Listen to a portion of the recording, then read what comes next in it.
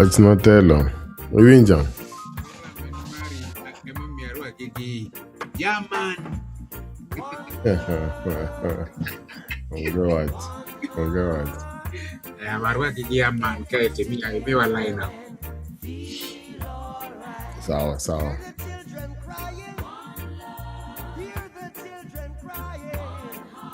Saying give thanks and praise to the Lord, and I will feel alright. Saying let's get together and feel alright. Whoa.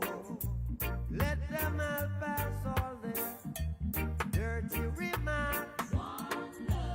There is one question I'd really love to ask. Is there a place for the hopeless sinners who has hurt all mankind? Just a Savior's own belief.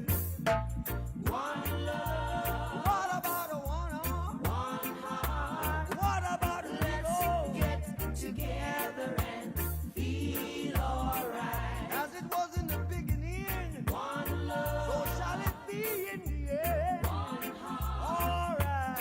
Thanks and praise to the Lord, and I will feel alright. Let's get together and feel alright. One more thing. Let's get together to fight this holy Armageddon. So when the man comes, there will be no doom. Have pity on those whose chances grow thin. There ain't no hiding place from the Father of creation. Saying one love. What about the one heart? What about the let's get together and feel alright? I'm fleeing to mankind. One heart. Give thanks and praise to the Lord, and I will feel alright. Let's get together and feel alright. Give thanks and praise to the Lord, and I will feel alright. Let's get together. Jike. Awinji tena. Erokamano maduong'. To kapok wachako to arwaki kapok kaserwaki to ibiro rwako jogi mataparo ni mokwongo kik wiwa wil. Gima wacho ni kik wiwa wil, aparo ni waor weche mag lit makende ne gimotimore ne TUM University students. Aonge gi information ma complete ma okay, I have information to kadwar wacho ni a number of things got timre sano to more information comes and all that, but for example aonge numbers and all that, I'll just say ni masira moyudre no hidra hero to jogi edhi ywago achiel kuom gi manyocha nindo, but possibly entie problem oyudo gi e yo, koro wan onge gima nyalo timo. Waketo gi e lwet wuon loch kaka program wa Ramoth Cultural Institute. Magi joma tindo ka vijana ma podi eka nyocha ni university ka koro manyo kaka gibro bedo dhano magero oganda. Wa jogo ma Nyasaye, jogo ma chunygi odhi to madija chwech gi ketgi kama enie mong'eyo nikech en ema nochwegi. Jogo matuo winjo ni moko mang'eny gibe ohinyore ni hospitals. Wakwayo kwe makende ne joggi modong', parents, caregivers, jopuonj, lecturers, nyithindo moko magisomo and all that. Magi gin gik moko nego ben timore, but kotimore to koro waonge gima anyalo wache. Kok kamano to jike en odiochieng' maber ma kendo omiwa kendo kwere gi omiwa ni wabedgo. To kawuono wan gi special program or special edition ma in emibro tayo wae. Wan wabro dhi adhiya kaka ikele, kaka wabro luwe to wadhi kode. To mano en ga magi achiel wach nang'o jing'o ma Ramogi Cultural Institute niga tiere go nikech samoro wakele akela sama wachake no to mwachake to mwadhi kode mbele kaka kawuono en kamano. Niko Ramogi Ajwang' mantiere moko mane jike kawuono namba roviu sana gine nyo ler sana ornwa YouTube. Giwacho ni gidonjo gi YouTube and YouTube nyoko migi problem kata matin. Koro jogo madonjo gi YouTube, jogo manie X, jogo manie Urban Talk, jogo manie mora manyalo micho iwinjwa. Warwako uduto nyikwa Ramogi. Wabro bedo gi thuolo gi JK ka omiwa wach ma entiere go kaka omiwa kapile. JK karibu. Telo kawuono ne na Friday.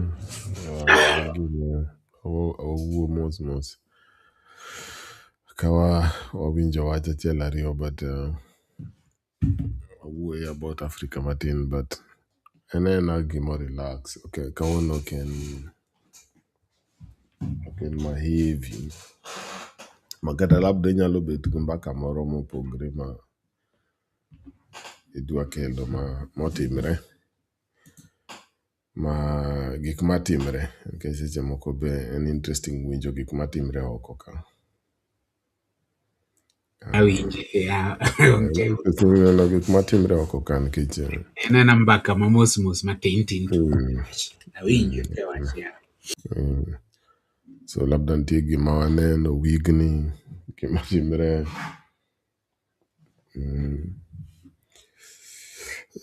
Totelo na kawuono na neno mana news. Normally ok an ga rang news but narango news to and very interesting ni majority of news matimre gin very negative. Ng'ato aneno moro ng'ato nego nyako moro nikech notere nyaka university to nyako no olokre after say graduate. Ani story kaka mago so natamani to story ma negative gi mang'eny oyud nyathi moro to kiro ya moro ani everywhere. Ramogi gima funny. Ok awinjo kata jomo prosper, jomo timo gimoro maduong'. Nena mago. Yawacho na telo. Gine. Mute kose. Oh, sorry, mute. It's very funny, Ramoth, ni negative news. Again, negative news ema usre okang'eyo. Nikech negative news di sana, usre sana, possibly. Temi nwang'o ni flip the other side, nwang'o ni miriambo ng'eny e piny. To ji koro ket nohero miriambo moloyo adier. Ng'ama wacho adier ok kaw serious. To ng'ama riambo samoro to ema ineno kikaw very serious. To nyathi moro nyocha wachona ni anko en kijana mawuoyi. What is happening? Tapenjen what is happening where my big boy. To wachona ni when you say the truth nobody believes. Like I bet with my life that I'm saying the truth and nobody believes it. And I know somebody is lying and people believe them. Apenje mana ni to how have you come to that conclusion? Tong'isa kata mana college kama entiere. Inyalo riamb ne ng'ato wach. To ng'amo riamb ne wach no, if inwang'o ni majority of students kao miriambo cha to giringo go sana to ipo mana kata ka ng'ato bedo kata mana expelled kata suspended. Te en wach ma miriambo. Kabisa matin mung'e to wacho ni it's not true. Mano is not true. But obedo taken very seriously. To owacho ni the worst part of it ni kata the administration bende believe kaito obedo punished iriembe. To wacho ni to kata na relationship wacho ni nosetimo osetemo to nofwenyo ni nyako moro ma noriambo ni deliberately nodwa neno gima dhi mbele. To wacho ni noriambo ne nyako no miriambo mang'eny sana. To nyako no obelieve completely ma kendo ohere mane gimong'isa mohere fall in love kode. To wacho ni nitie moro ma he told the truth gima en I'm a student, I'm struggling gi gik moko kama and all that. Mano no obole mana ni pangla. Yeah. To wacho na I didn't say ok na wach kamano ni mondo for sympathy. I wanted to see ni to adier kiwacho ni ng'at adier how do they react. Kech I'm a student. I okay, parents na nitie yes, but I'm struggling kech I depend on them, pocket money, everything. I depend on them. Kech I'm in school. So to wacho to mano wuondo kaka en kiotimo ang'o ke en IT specialist kiotimre nade and all that, though otimo IT, those sections of IT, different sections of IT, but owuonde kaka en kia kure kiotimo ang'o e bank gi IT department and all that, obelieve properly. Tok tim kata due diligence manwang' ni to bwana ni biwache tier obelieve from the word go. But I was just also push mana kaya kich mana gima poko buda. I think we kijana no we about 2.5 months ago. You watch me.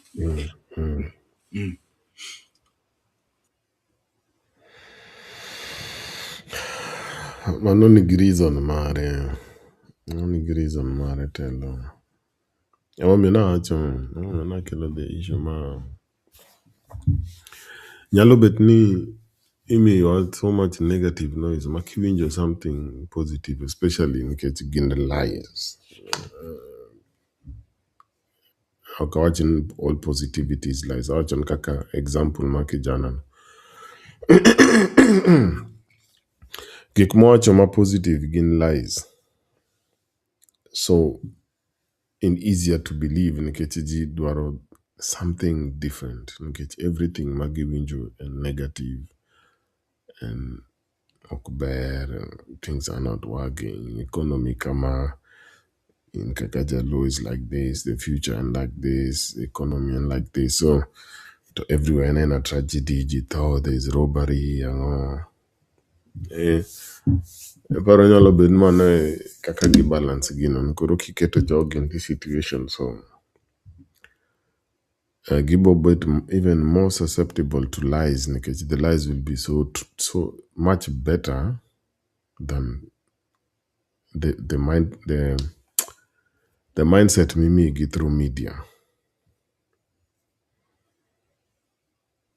Telo. Watch an example kata story mwacho ni ji ogine ji okochopo giyudo masira iyo ka gidhi gine. But kata kirango history ma Kenya, this has happened several times. Kata mane school cha, watch school mane owang' cha, ntie family mane dhi check nyargi, to nyargi no survive lakini gi lose ng'ato. So ineno ntie family moro mane dhi Okiliel, to gidhi gite, giwuok Iliel to ka giriembo gidok to gite girumo. Koro odogi kamano. So obet ni wa concentrate on because these are kirango ji temo dhi mo travel by bus donge mokalo kanyo, many more people survive. Man is out of all the people mokalo kanyo, Ma is a very very very small group moyudo masira. Ok wach ni koro ok en important. Wakawa statistically. Statistics, yes. Talking about statistics, yes. Motimre. Makata kodok iwach school, iyudo ni out of the thousands of schools, the schools mano wang manentie kod problems is a very small number. Mm-hmm. So wakawo ga this or concentrate ga in the things matin, but wakawo blow gi up as the biggest thing motimre that day. Mm-hmm. And maybe the biggest thing motimre that day and Meji mang'eng or survive. And this week, poko yudo masira mang'eng on that spot. Or this month or wach kamano. Mm-hmm. So, or most of us instead of celebrating no kegik moko dhi maber, wan more concentrated on gik moko dhi marach. Mm-hmm. Ni gik moko matin odhi marach. To obedo so blown up. Nikech mane mana realize ni kaneno the news gi amplify mano ng'ato nego nyithindo ariyo. That is very sad. Tiyudo nyithindo mang'eny kanyo pod nitie pod gintie, so there's hope kanyo. So na notice that pattern. Ena ni otimre to gicho otimre to kirango en ng'at achiel ji ariyo in that whole area. Ng'at achiel ji ariyo like this kaka story mawacho no. And out of jomotero nyigi otero nyiri ma gin go i school, a relationship i school, to nyako okelo wiye to giwere kode ng'eny donge. But ng'amoneko ni en wach no nyalo bet achiel, but koro wa concentrate on mano as if ontie this tragedy of femicide and this type of thing. So all the things modhi maber magoti wito to the side. Nyalo bet ni mano this type of situation kelowa in a situation makoro kwa winjo any lie as long as en some positivity to wa believe. Nikech awacho ni watimo mana thought experiment. Ok ni en true. Watimo thought experiment mondo wane ko make sense. Ka gino nyalo bet ka make sense. Ineno nade? No, inge aspect inge aspect ma wachego. Imagine ni TV news, idwa watch news. To of all, I say nigi 6 or 7 important bulletins magidwa ngiso. So out of 7 or kagin 6 katas, let's say ngin 8, today you don't 6 are about gimarach, different situations, but en gimarach. Ochakre gi gima kama odiche ma kawuono gima kama otimore accident ji otho. Gima kama ochakre bulletin machielo midhiye ji otong'ore gopanga e rally. Bulletin machielo midhiye iketo ayany moko ma politicians ayanyre somewhere. By the time watch 8 ka, you don't possibly achiel kende ma maybe wacho kata ni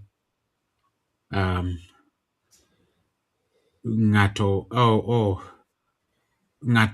maybe ohinyore somewhere to gando dhi mo okonye otere hospital oring kode hospital mochango, or maybe ote wang' kamoro, or ng'ato nyocha nyathi moro nyocha ok odhi school to ji ochokore sisi kwa sisi kata ji oriwore motere school. So inwang'o ni mano is the only possibly. Samoro the 6 or the 8 can be just negativity.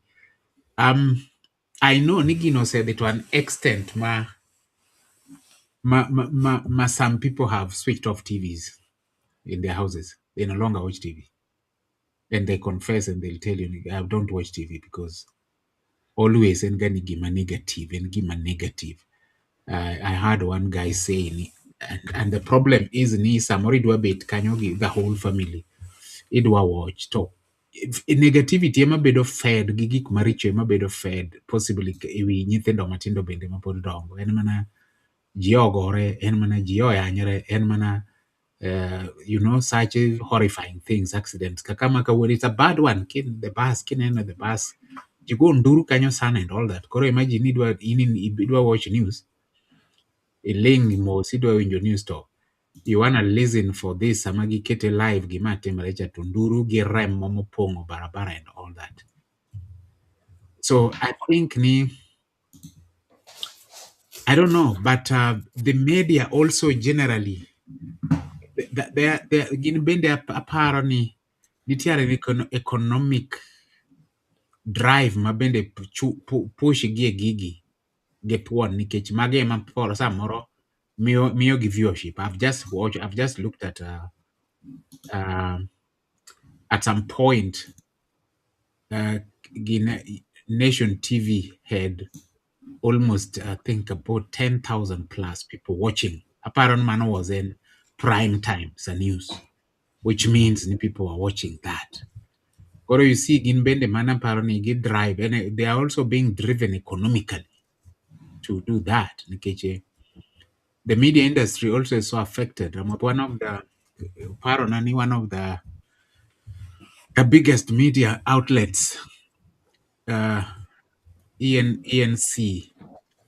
encode employees 374. I know because it was on the news this morning. They are laying out 171 of all 374. They're taking out 171. Of the 171, 10 positions again top most positions. They are laying them out. They can't manage it. Why? Because now Saniji consume news. I mean, I've not watched any Kenyan TV today, but I know what is happening simply because I can get into my phone and get the information. So I think everyone apparently survival for the fittest be the tioka which one sells. Katieko kaiti bi Ramoth. Relate gi the later Raila Molodi. It used to be rumored any time newspaper dwaro sale to nyaka gi many gi more about Raila. And they would they would sell. So yeah, biane. Mia dakika achiel to.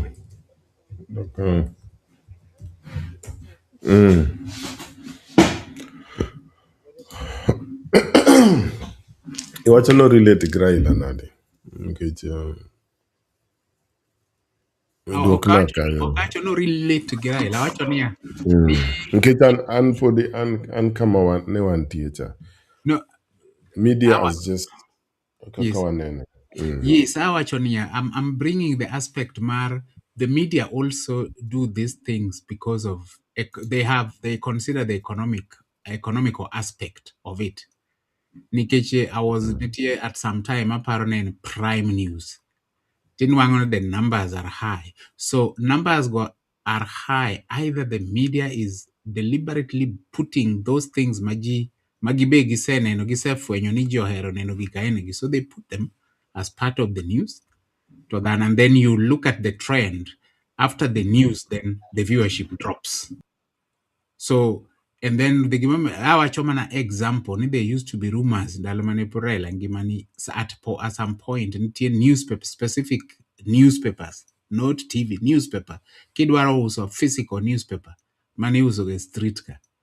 Kidwane gebe. So there would be a day manitie a story about Raila. The sales would go up. The magazines would be like selling better. But it dropped. Nikechani people are nobody really buys a physical magazine. Few people san. People and I'm saying that because part of the reason, I can use your example, Mara, ENC is a major South African media outlet. They have got 307 active 374 employees. Manoma beta newsrooms to some news, some moko some sports, moko some weather, moko gin producers, moko gin managers, different levels of management. It's 374. They are laying out 171. Gichako process now. Gichak actually on 1st of August. So you see, the reason is partly most of the news has gone digital.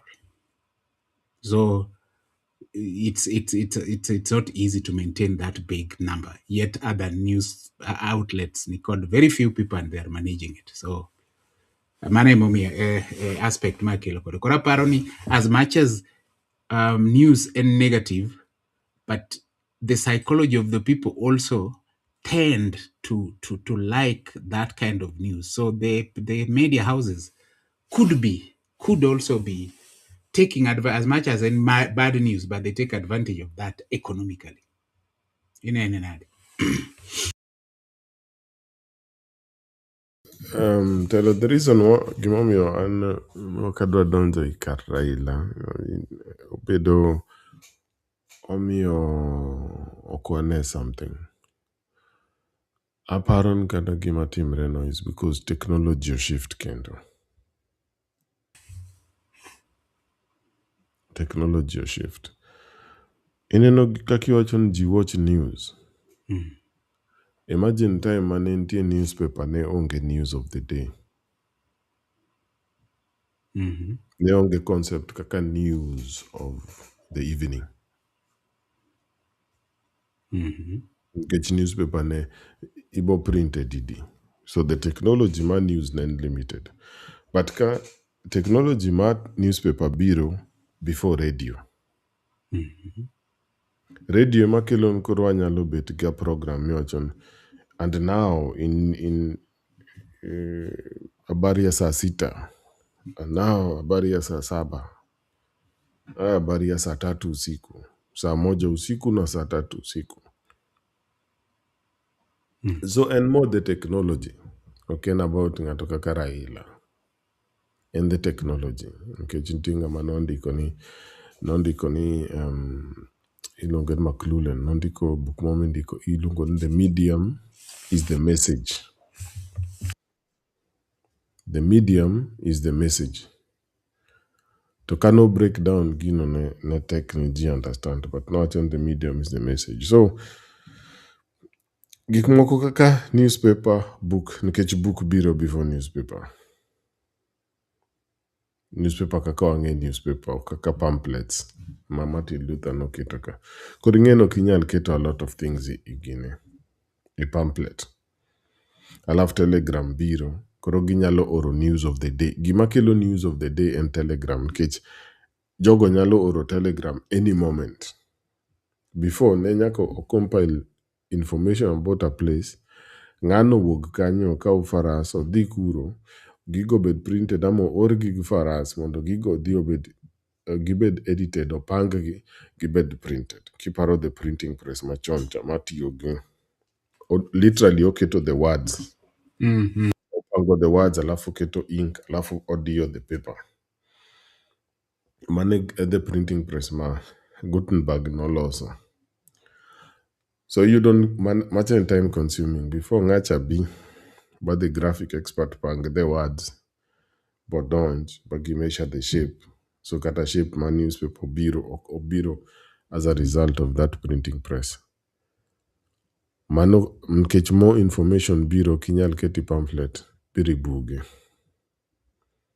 So jichako ndiko ibuge. Jichako ndiko information ibuge. So nkech ngato nyalo bet goto osomo for a bit. But buge neno ga edition 1, edition 2. Koro obedo upgraded and obedo upgraded slower. Telegram kodonjo. Telegram kelo inyalo ore. Kata fax inyalo ore. So the news nyalo be news mangano no rito faras odhi. Koro itaipe ka to owuok there the same time mitype ka to owuok kucha i office anena ta to giwinje. So biro to bet ni okay, koro ginyalo bet gi news of the day. Koro news nyalo a Michigan, news nyalo a New York, news nyalo a Chicago, news nyalo a Manchester, news nyalo a Oxford, news nyalo a everywhere.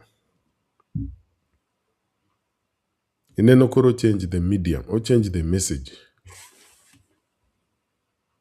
Or change the message. Radio koro kodonjo nket ginyalo broadcast live. Koro orach. Ntie morning show, morning news, mid-morning news, afternoon news, evening news, midday news, evening news, kaka gidware. Kech kiparo radio, kipare maber to niwinjo ga, enena nokwa notice ka watindo, but ni realize news ne ng'eny sana. News ne ng'eny sana. Ntie sama nimiwaga kata news at the top of the hour. Yeah. Every hour. Kori neno mano radio sepuonjowa absorbing gini every day. A technology olokre. Matin tin gimaluwo gine nang'o? TV. Koro TV boloko the medium. Koro ok ena news mawinjo ka ng'ato wuoyo. Koro combine kod gazette cha. Literally, koro winjo sound kod gazette. Oketo the images kod gine karachiel. So kata gik ma ji neno somewhere kaka drama ang'o koro ikelonwa nikech drama no kinyal keti gazette. Drama no kinyal keto i radio. Nentie the radio dramas ne gitemo.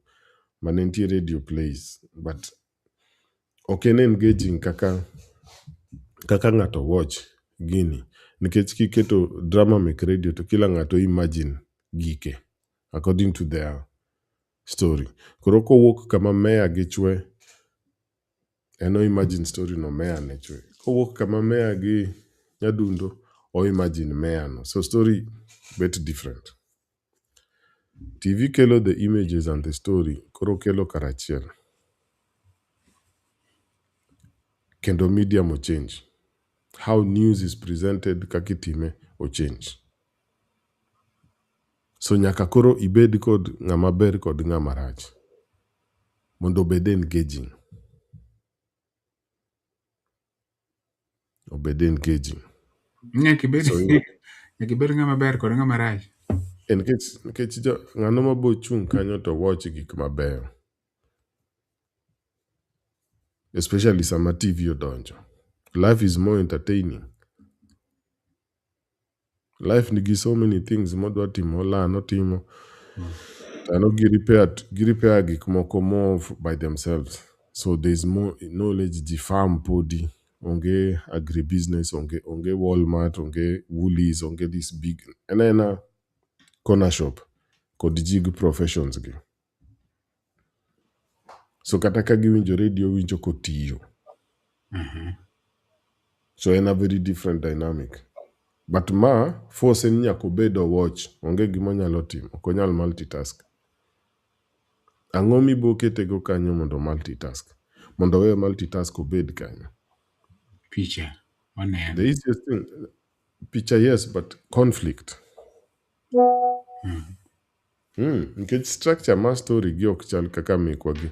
Structure ma story gi, these people, ntie good and evil. Nyasaye gi Satan.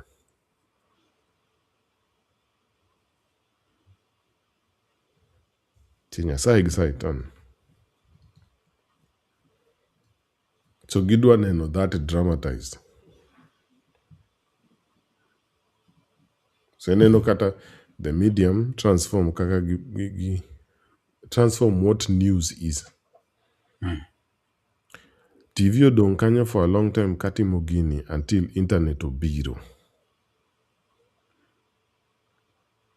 Koro internet gimo change, TV ni ketowaga kanyo, we have to watch that channel. Because it is the only thing happening. Kwa loko to the CNN kamano. or local channels. But the gik magi offer, gik magi offer.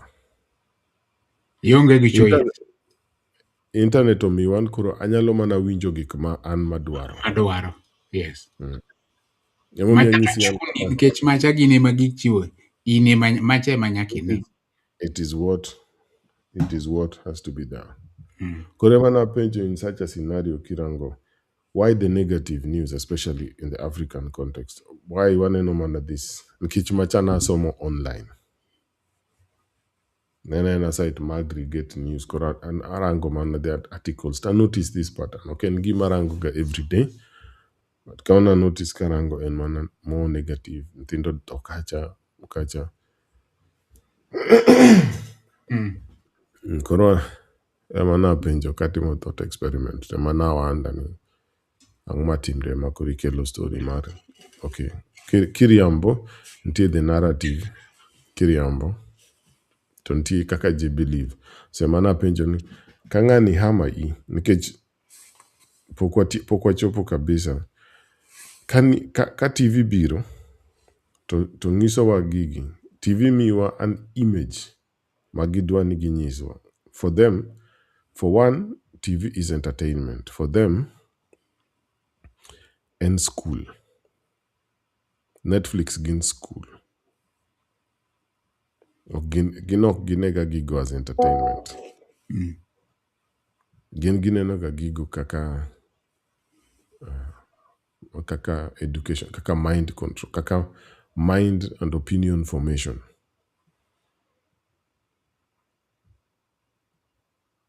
So give them your opinion. Emomiyo kata kikelo story kaka mara ina. Nena opinion formation. So the thing netiyo as kako tiyo. Ok no tiyo different. Ineno kata sani in the same game gisifu na Guam Nyoro. And exactly the same game. The people could in the same. To jogi be pok gikita kabisa. Pok gikita mizizi nikech sani eka gichako. Gichako this year. Idong isen the election of 2027 mabiro ja.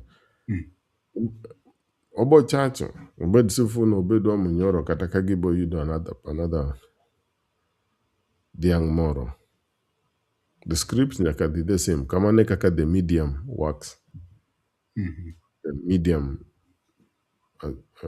audiovisual. Nikech kuro internet to combine gigite.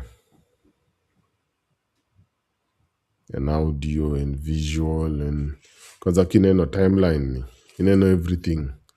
Kata scroll ineno video, ineno article, ineno sound. Yani kuren complete gi yudi. You bring the whole experience. Alafu kendo gikole ikamora chiel gikele close manyalo travel kode. En TV to niketo ga en any sitting room. Finish. Radio ni karka. Unless moro ma battery cha mane ning'iso ga dhano no kethre. Now, the interior unit tomorrow, sub-unit tomorrow ma is psychology mawachoni, if I can remember very well. Kalure kod gimiwachona. Opinion, gimiwachona opinion emabedo formed. To it worked nikech iwachona ni kelo Raila, but iwacho ni personality o change, Raila is no longer there, but pod otimore gi ji kaka Sifuna gi Wamunyoro and all that. Which means opinion cha is just still stagnant. To unit moro nitie, sub-unit moro nitie miluongo ga negativity bias, I think, yeah. Negativity bias, ma en ga a tendency mar the brain, especially human brain, not any other brain, but the human brain, give ga more attention and weight to and memory to negative information than positive information. So the brain, what the brain always asks, mokwongo en gani, what could harm me, not what could help me. So it's always attentive to what could harm it first before it thinks of what could help it. Koro aparo gani, that's part where lies normally come in. Nikeche lies spread faster than truth. Nikeche ango. Lies are emotionally charged. they provoke fear, anger, surprise, some raw excitement. Koro make people more likely to share them before verifying. Ngato share nikech excitement. Hey, iwinjo gima timore ne no only. Yeah. Oko verify, but because en gima watch about gima or ngama excite ni ngano nigi problem. Okobi verify ni be en gi problem adier koso. En obro wache kaka omiecha. So truth is usually slow and more nuanced because it often requires evidence, context, and more so critical thinking. Ngano madwa manyo evidence eko dhi go mbaka. Ni hey, wan kore kidhi chako go mbaka nikech koro idwa chiwo evidence. So I know people tend to believe information that confirms what they already feel or believe. Koro again iwache ang'o mano negativity bias ni en be contribute to part of this. Ji ok dwar kao time, not omanyo evidence. Koro miriambo spread very quickly depending on opinion bende. Hey, wamunyoro otimo kam. Hey, ngane, hey. So what do you say about that?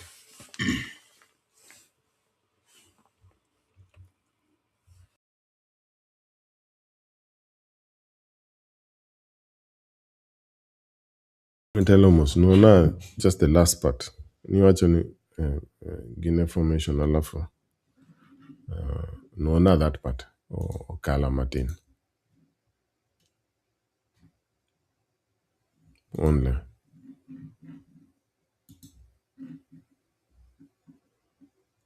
No mute.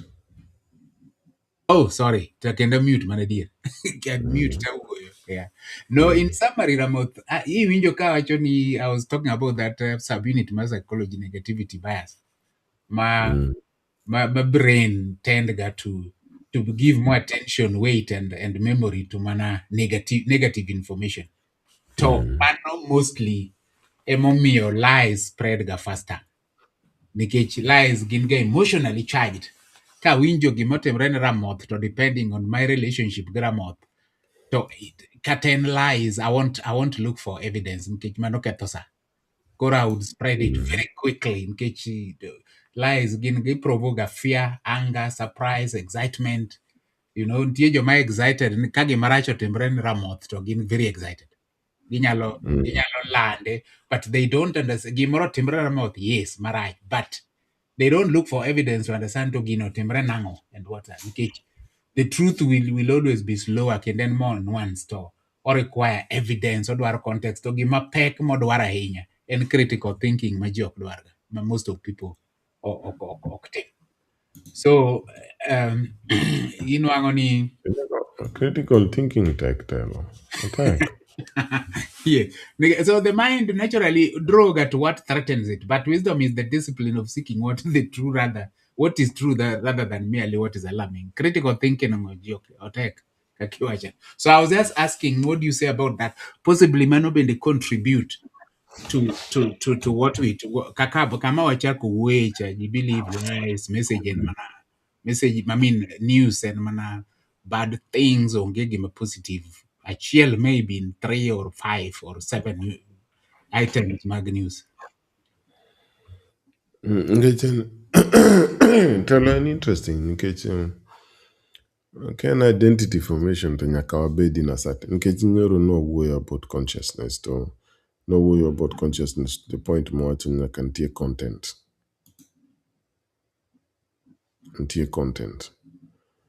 to time moro natemo wacho this thing about truth and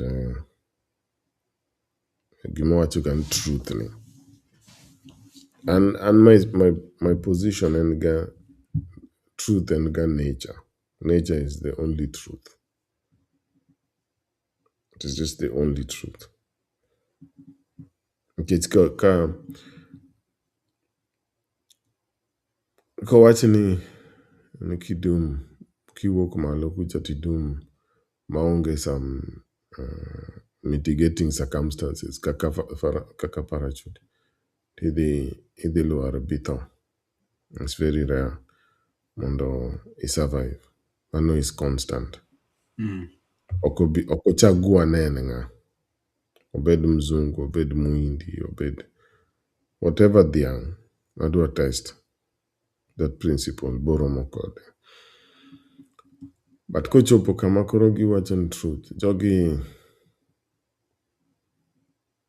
gitiyoga gi that word to seche moko to many times to form opinion. And a tool ma control. So ano kawach kan everybody has their own truth. Wachukan nature in truth. Nikech telo kichung ka kineno maembe, taneno maembe, that is the truth.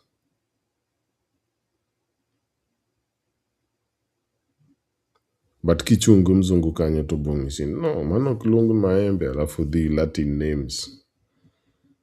Bla bla bla bla bla bla bla. Alafu ilal. Otiyo words mondo confuse. Iparo nowacho power of words to nok wadhi into the different types of language. Kaka joluo understand. No dong man in language as a medium. So language be inyalo ti kodo as a tool of deception. Emomiyo jowane wacho ni en gi power.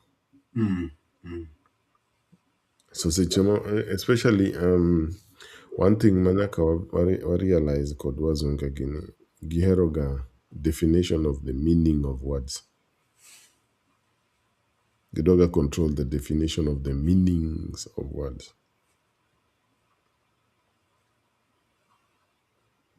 The meaning of words.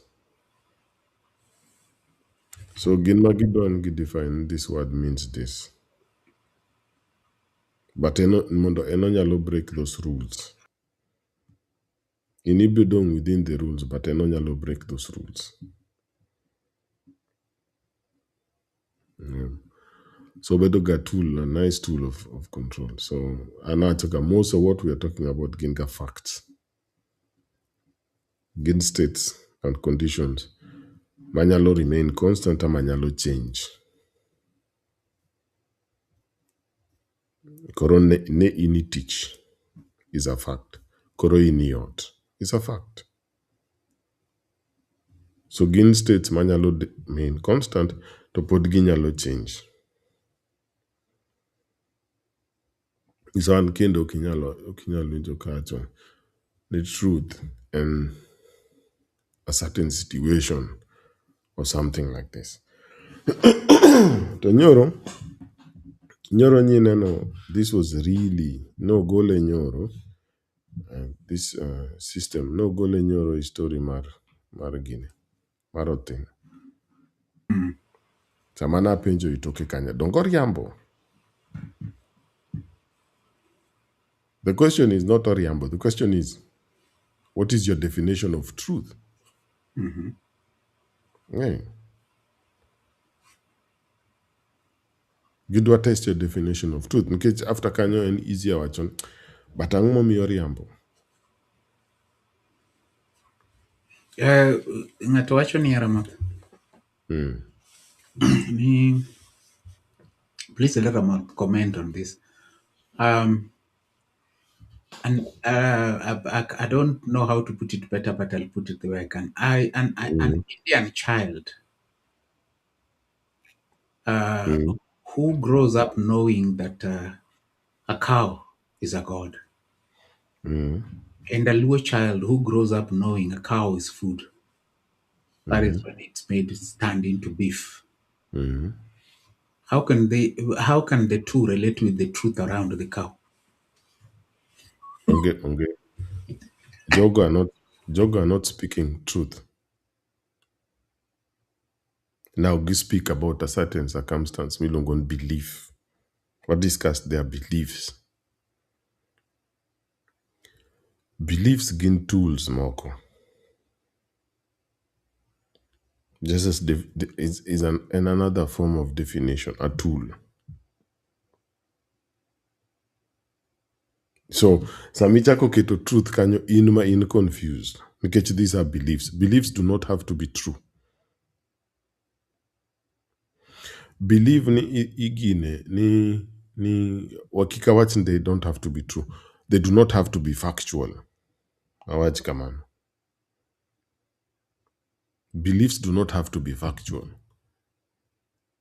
Kanga to be oidho building to wacho no bo doom to bo survive. Obo meet the truth, but his belief does not have to be factual. Meaning, oknyako relate with the truth, oknyako be connected with gimodhi meet, which actual truth kanyo and gravity. Okay, in the situation ma timre is gravity. Obo gore piny to obo understand tie gravity, to that will be the end of it. Gravity kanyo is truth. Intie to wacho these principles. Amomiyo nineno kwerewa ne tiyo the word juok. Gigo te gin juok. Amomiyo ka gichako to gin this idea ni juok, everything is juok, to juok comes is the essence of everything. Meaning man okodocho na adiera, nkech adiera is more factual things. More they fall under facts. Wan waluongo gin adiera nikech what English think. Nikech nopuonjwa in the ni Nyasaye the truth and God says the truth and gik moko kamago. So ineno ji ariyo gi maparo ne dhiang' ni.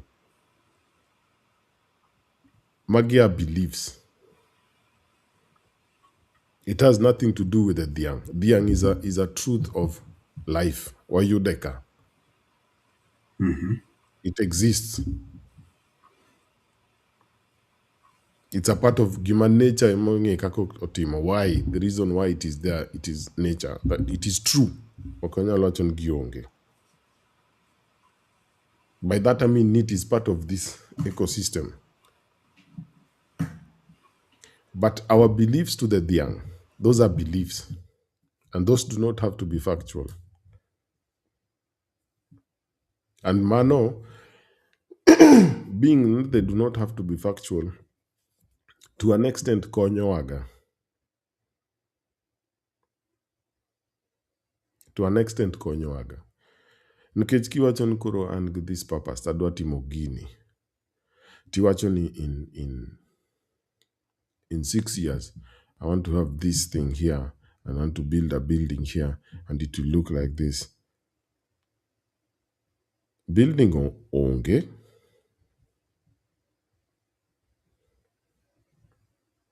But consciousness ni, it is a fact. It is onyalo in a state that might not exist now, but can exist in the future.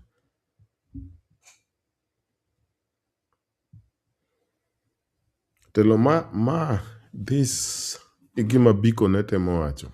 Kimana ngiso cha.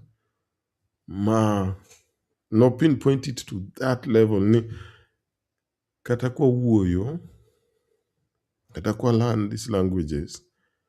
Gismuggle so much in which konyo gi control you.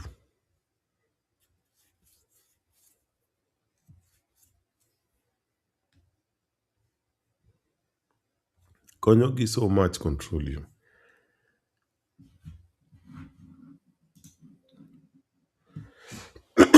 And Gima Raj, and no one think this is the truth. This is your apparent Gima Wachoni. Is it? The moment and to him it is very important to define what is the truth. Very important. Or me example tell.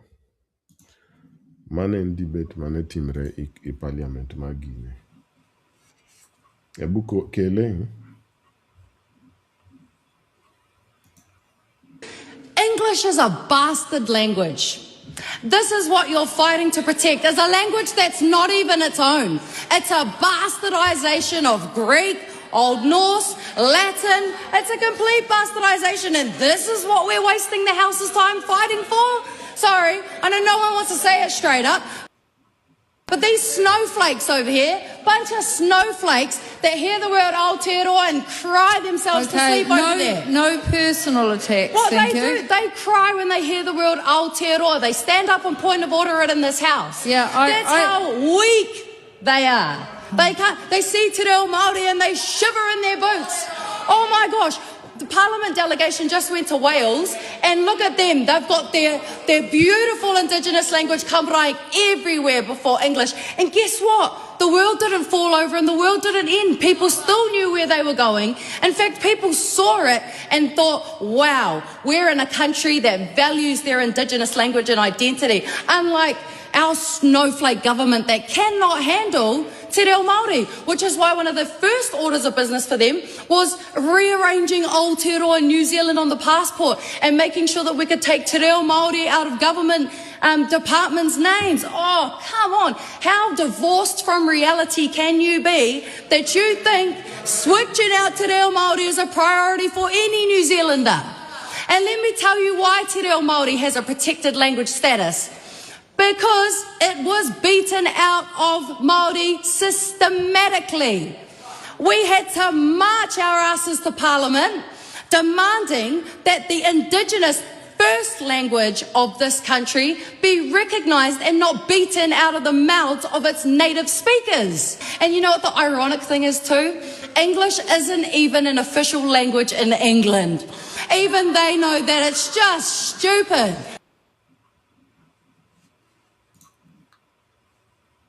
Telo iwinjo.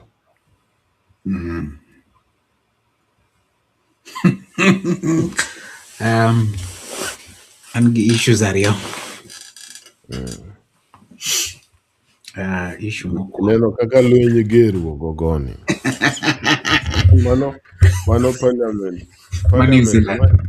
New Zealand. Gitimo the same things. Mano is the argument magi argue kanyo. Jogi dwaron pod they want to have domination of the language magi define reality.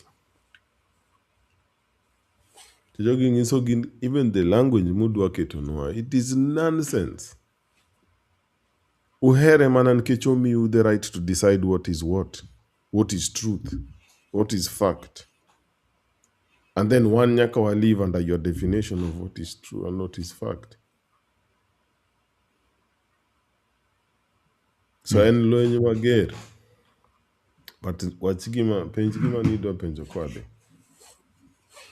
No, and an observation. Nitie tuo moro mantiere go matuoyowa.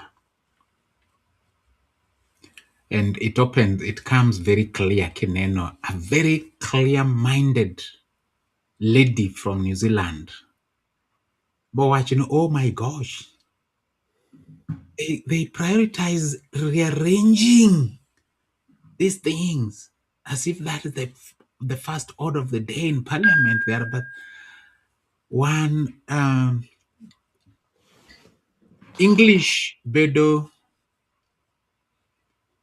equated gerieko. Kike English te 4. Kende 4 afua kabisa.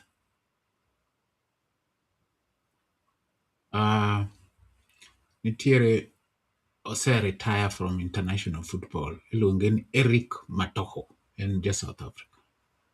Eric Matoho knows English properly. But in his career, whether local, play in a local team, Nemanen Kaiser Chiefs, or play for Bafana,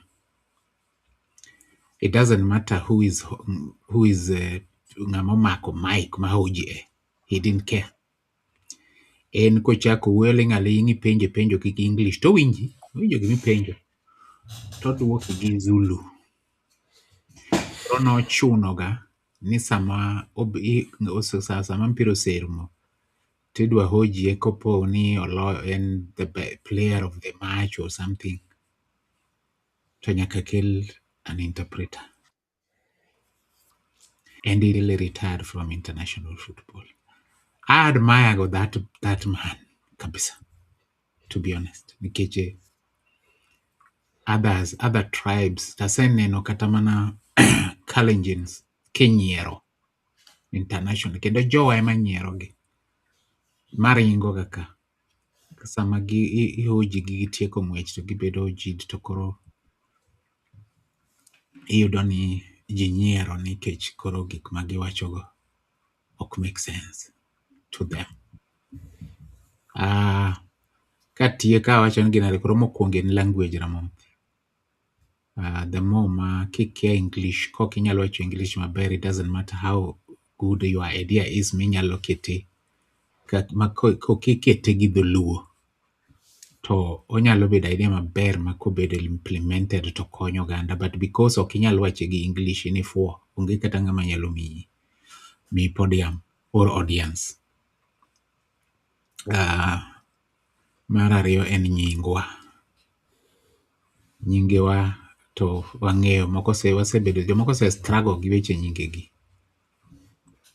to moloyo ahinya to en kaka koro pachwa bernwa kabisa ni Kisumu iwacho ne ler kabisa kendo koro nyinge be iloko. Koro ok en Kisumu da en Europe, to ok en Europe mar EUROPE, en indike ni YUROP, Europe, nikech koro ler, koro chal Europe, to nyinge be koro iloko in Europe. To jowa man gi ideas mabeyo but ok inyal communicate gi kizungu maber, mago jomofuo kendo inyiero gi anyiera, ji nyiero gi ni gikia kizungu, gibedo ridiculed all over. Akia ni brainwashing ni inyalo tieke nade JK? Ma Europe no wabo duoge an kaka ing'eyo an ga fan of it. Abo ng'iso gimomiyo. Abomi nikech timo kamano nitie gima cut off. Nitie gima cut off ma is very important. Even for Luo is very important.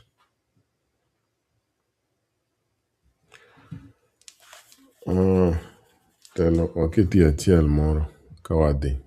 Most of building on that. Mang'ama ne ogine Mugabe. Nebukete. And I used to say we must. Mang'ama ne nitie negotiations kod Mugabe mar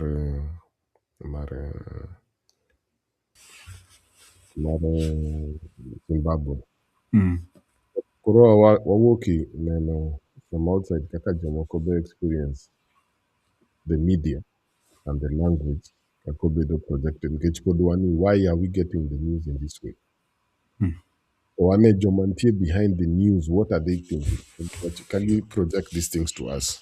So Nekibo notice something kaka ng'ani wuoyo and how the news is presented. And I used to say we must remember this is Africa. This isn't little Puddleton in the marsh. And they behave differently, and they think nothing of sticking 10 poles up each other's whatnot, and doing filthy, beastly things to each other.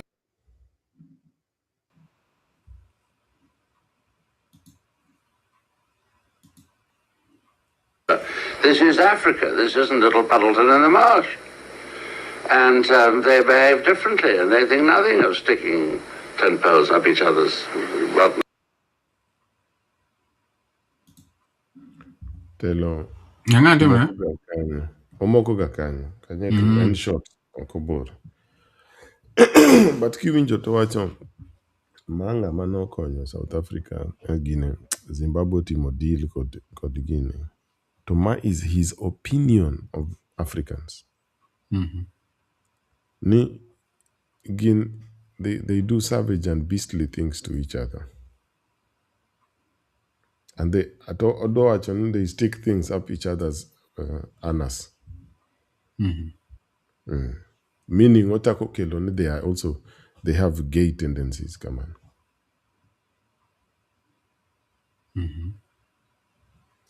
So ngisa ka jogi joma control the media have this opinion of you. Ineno kaka the media better used to give you this opinion of yourself. Around you, things are always breaking, people killing each other, accidents, or could combine, or could organize. Gikmoko richo gasate. The politics is not working. To en mo odwaro ni this narrative obed your story.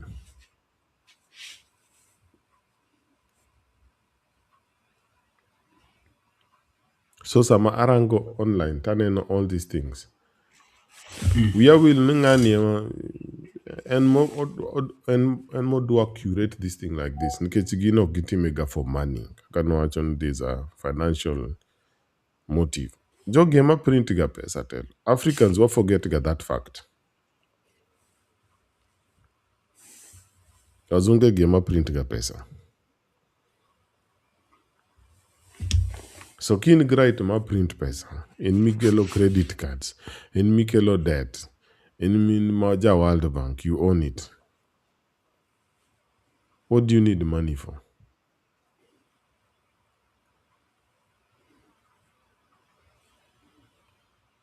What do you really need? What do you really can we print pesa? What people will use? What do you really need money for? You have the power to create it. Pesa konyi made. Okonyi mana control jomoko. That is the point. So ngani kiwinjo his opinion. Tokata kirango toke.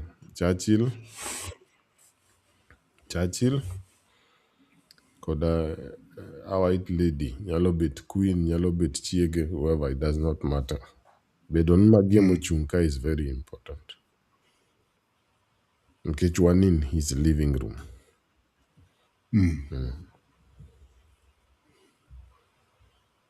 So, no again, watch on this is Africa. Meaning, by watch on this is Africa, ose define the word. And I used to say, we must remember, this is Africa. This isn't little Puddleton in the marsh. And they behave differently, and they think nothing of sticking 10 pearls up each other's whatnot, and doing filthy, beastly things to each other. This is Africa. They think nothing of doing beastly things to each other. Yes. So anaparona neno news, but aneno his worldview. Eminyisa. Something that they kotokure. Jomoko ibas. And this yani nyakamia that and kaka and this is all I know. This is my reality. This is what I should expect. As an African, enena everything is not working. Enena problem. Enena alafu jichako manifest. Manon ngech mano is the consciousness mantie. By manifest, I mean carry it out. Okay, I mean obedo projected as in obedo magically projected. I mean gichako behave kaman. These things happening to us is normal. The leader should always be corrupt. The money should always disappear. This is Africa.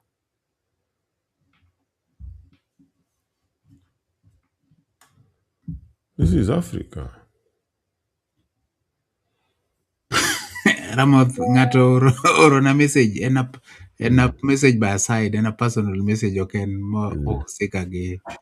I think I don't think he's not even listening to us. To watch on nani ni ineno gi ruling mar High Court in Malindi touch. I'm not, I didn't see that one. I don't know what I don't know what you're talking about.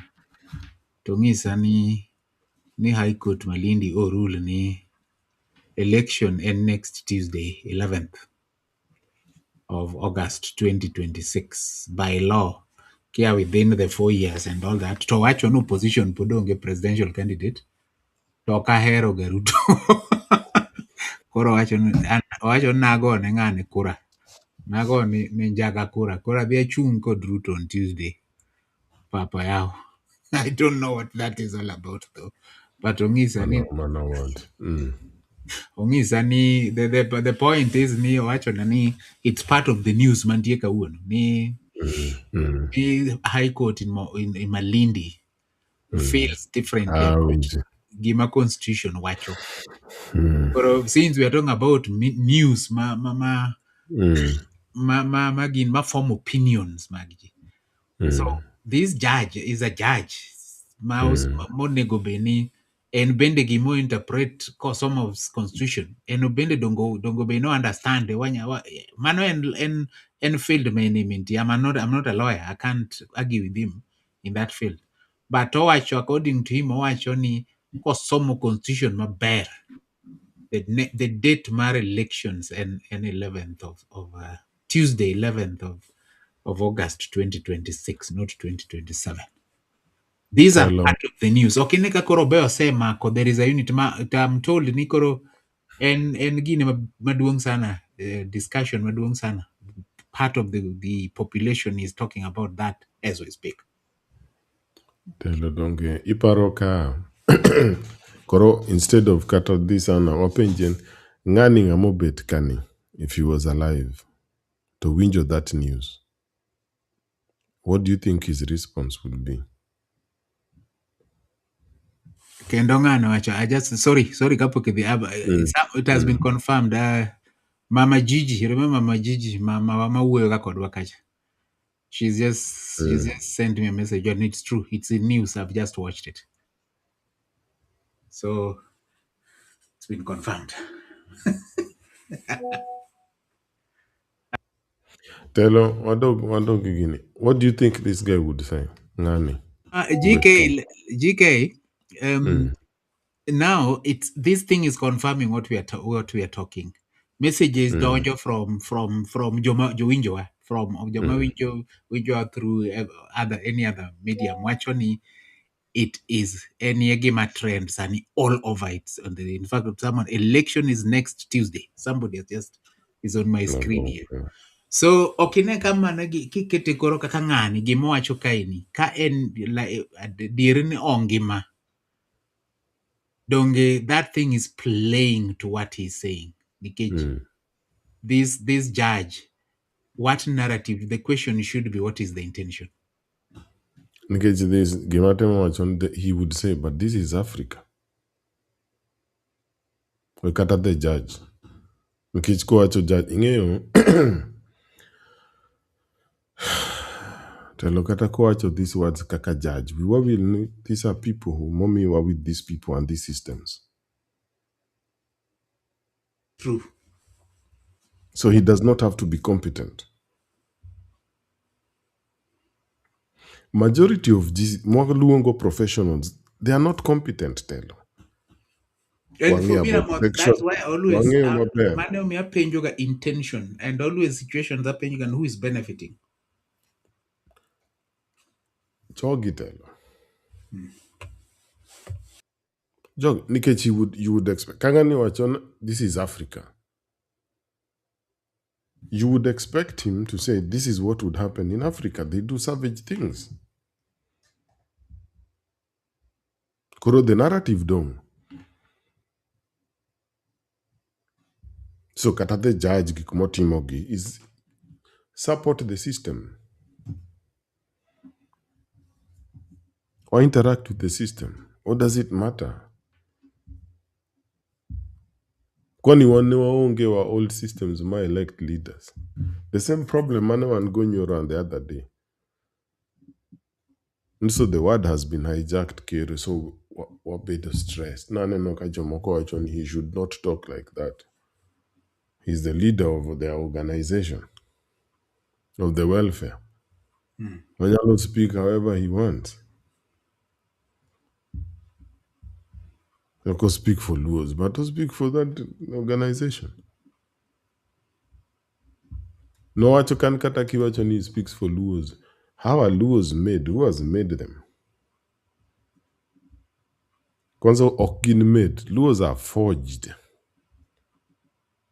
They are forged. Kangatunge forged. Kaka blacksmith. Yaki hammer the nonsense out. Ithiedhe iduoke mach kendo ithiedhe iduoke mach completely. Bowuog emomiyo ne kwerewa ne wacho ni en ng'ama pure. Kaka metal ma pure.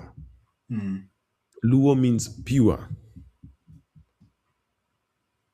To mondo metal obed pure, process mitiyoga kode ok tugo. Mondo crude oil odog pure bodokre petrol, process mokadhoga ok en tugo. Anything, this environment, this space, mondo wa transform it to the next level, ok en tugo. Especially to scale mwatime sani ok en tugo. Obed processing, manufacturing, en gik makawo a lot of energy. Physical energy, meaning kaka electricity, physical energy maji, intellectual energy, creative energy, financial energy. Okawo resources madongo sana. So kadhe product en luo.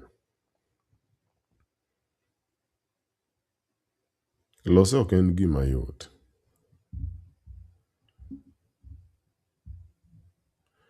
Dalo koro wang'isi the result of gini mondo ine kama connect. Ne kama connect.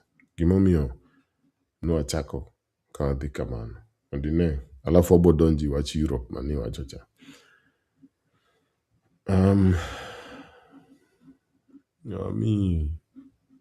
Amiye moro ka iwinj. Nanyisi. Idwa timo nade? Telo. Imute. Sorry. Kang'iyo kama sani tiendoga ami break mondo kiduogo to koro wadhi e deeper kama idwa dhiye. Watim kama. Alright, nigwara muge jwang' ka pi. Kawuono wagaga mbaka mamuol, ok odhi matut ahinya. Wagaga mbaka mamuol, emomiyo ka ng'ato oronwa kata message to wa pick up to kendo mano bende ma wakwanyo wadhi gadhi mbele. Kendo ber sana ka messages mu orogo. Miyo we just pick it up from there to wagaga mbaka kendo wawinjira mbaka ng'amo kelo opinion ne to wakwanyo be wadhi go mbele. Ineno mar dhiang' chama. Kijana moro penjo ni to koro nyathi ma jaluo mong'e ni dhiang' en chiemo to nyathi muhindi to ng'e ni dhiang' en nyasaye. Koro jogi to ikonyogi nang'o, adier en mane? To jikeyo kwer ni adier onge gik miwacho go. Mago gin beliefs. Adier en dhiang' cha kende mwang'e ni dhiang' to en ka ema nature, part of nature.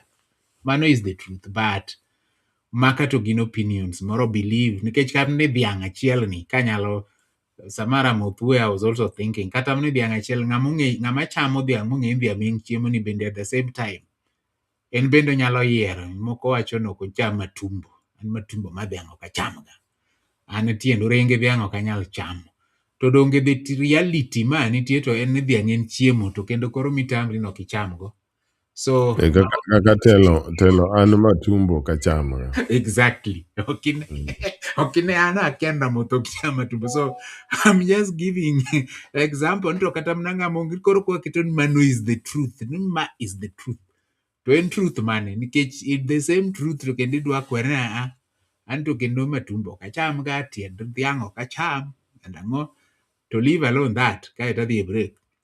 My cousin, first cousin. Eno kocham dhiang'. Okomadh chak. En ne watize ga kodongo ni in dhiang' nokonyi mani nyombo kende nikech wan be wadongo kwa ng'eni gik ma ji wache mwang'eyo ni dhiang' en ga tije en nyombo. So ne watize ga na to in kakoro kimadh chak ok icham ring'o. To en nyathi jaluo to kocham ring'o to komadh chak. Ok en muhindi. So where is the truth? Where is the thin line between the truth and beliefs and all that? Wadhi e break matin ka waduogo to wadhi mbele. Eruru kamano. Ka in gi wach moro amora midwa ni wamed and all that, just send a message. Wabro kwanye to wadhi go mbele mana kaka wakwanyo ma ji oronwa to wawuoyego. Kata mar judge, in fact me I didn't know. Ero a lot of you has confirmed. They have confirmed it is true. It's trending. I've gotten around 8 messages go around the same thing. Yeah, it's true. It's trending. It's trending. Yeah. Aye, what they break, Martin.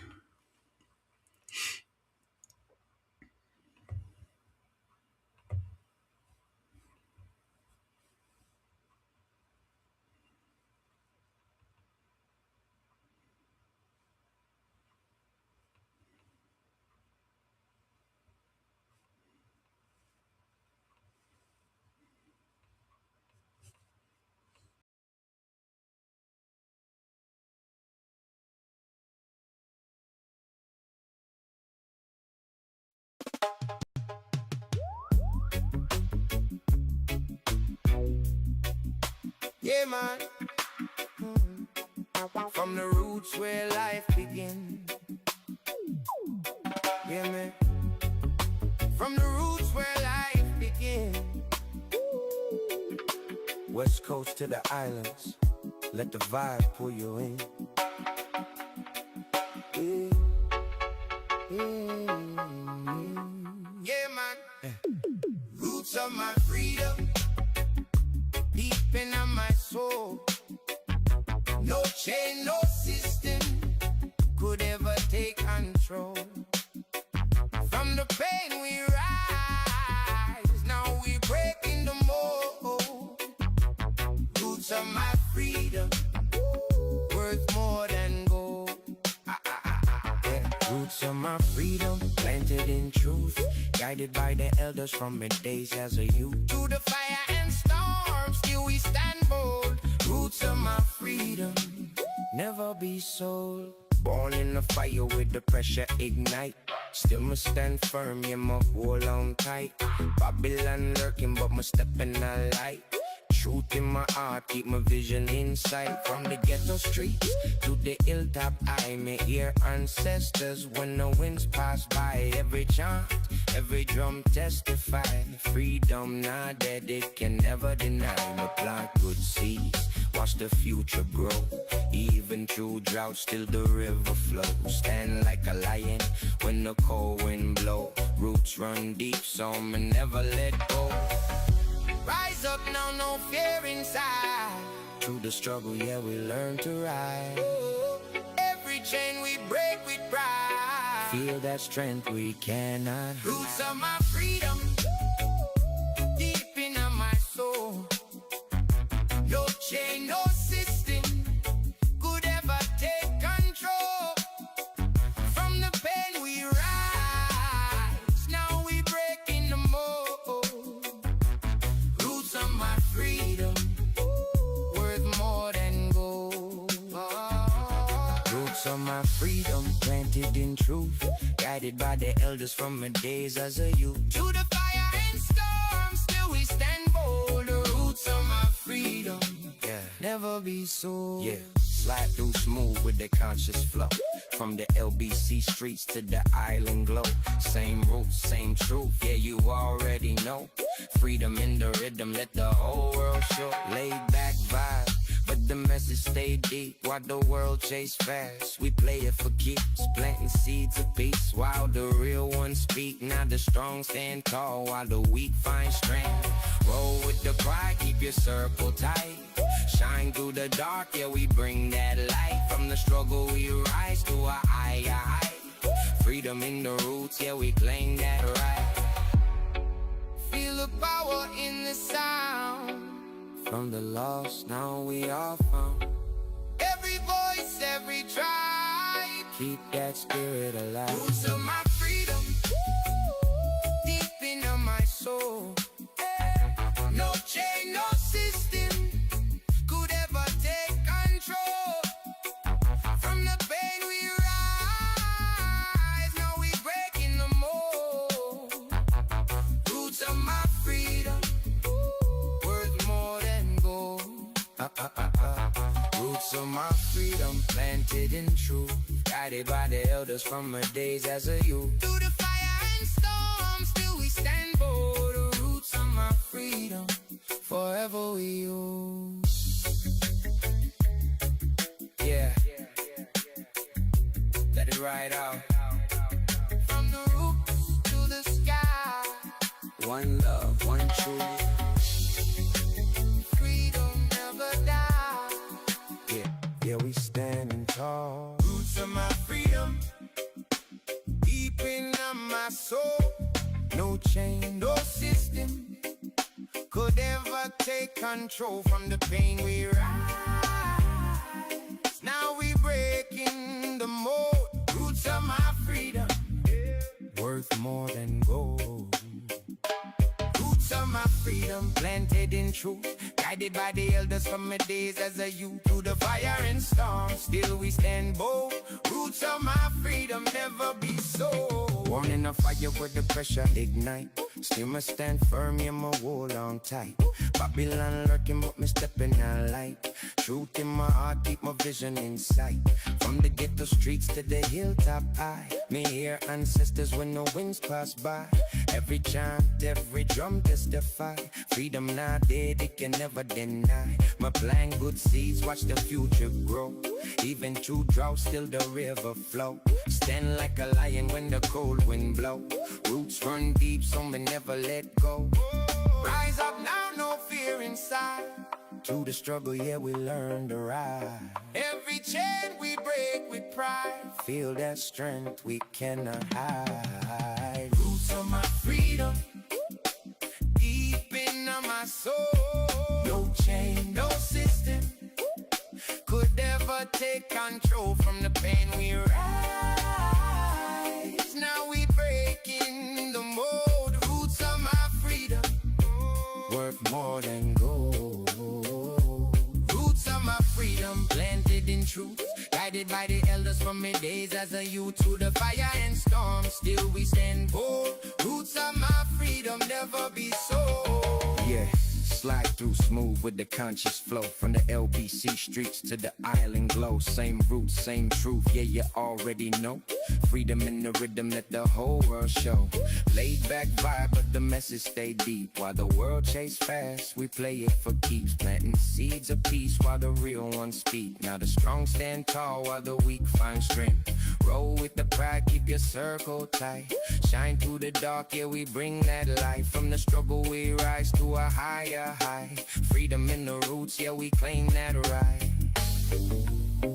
Feel the power in the sound. From the lost, now we are found. Every voice, every tribe, keep that spirit alive. Okay.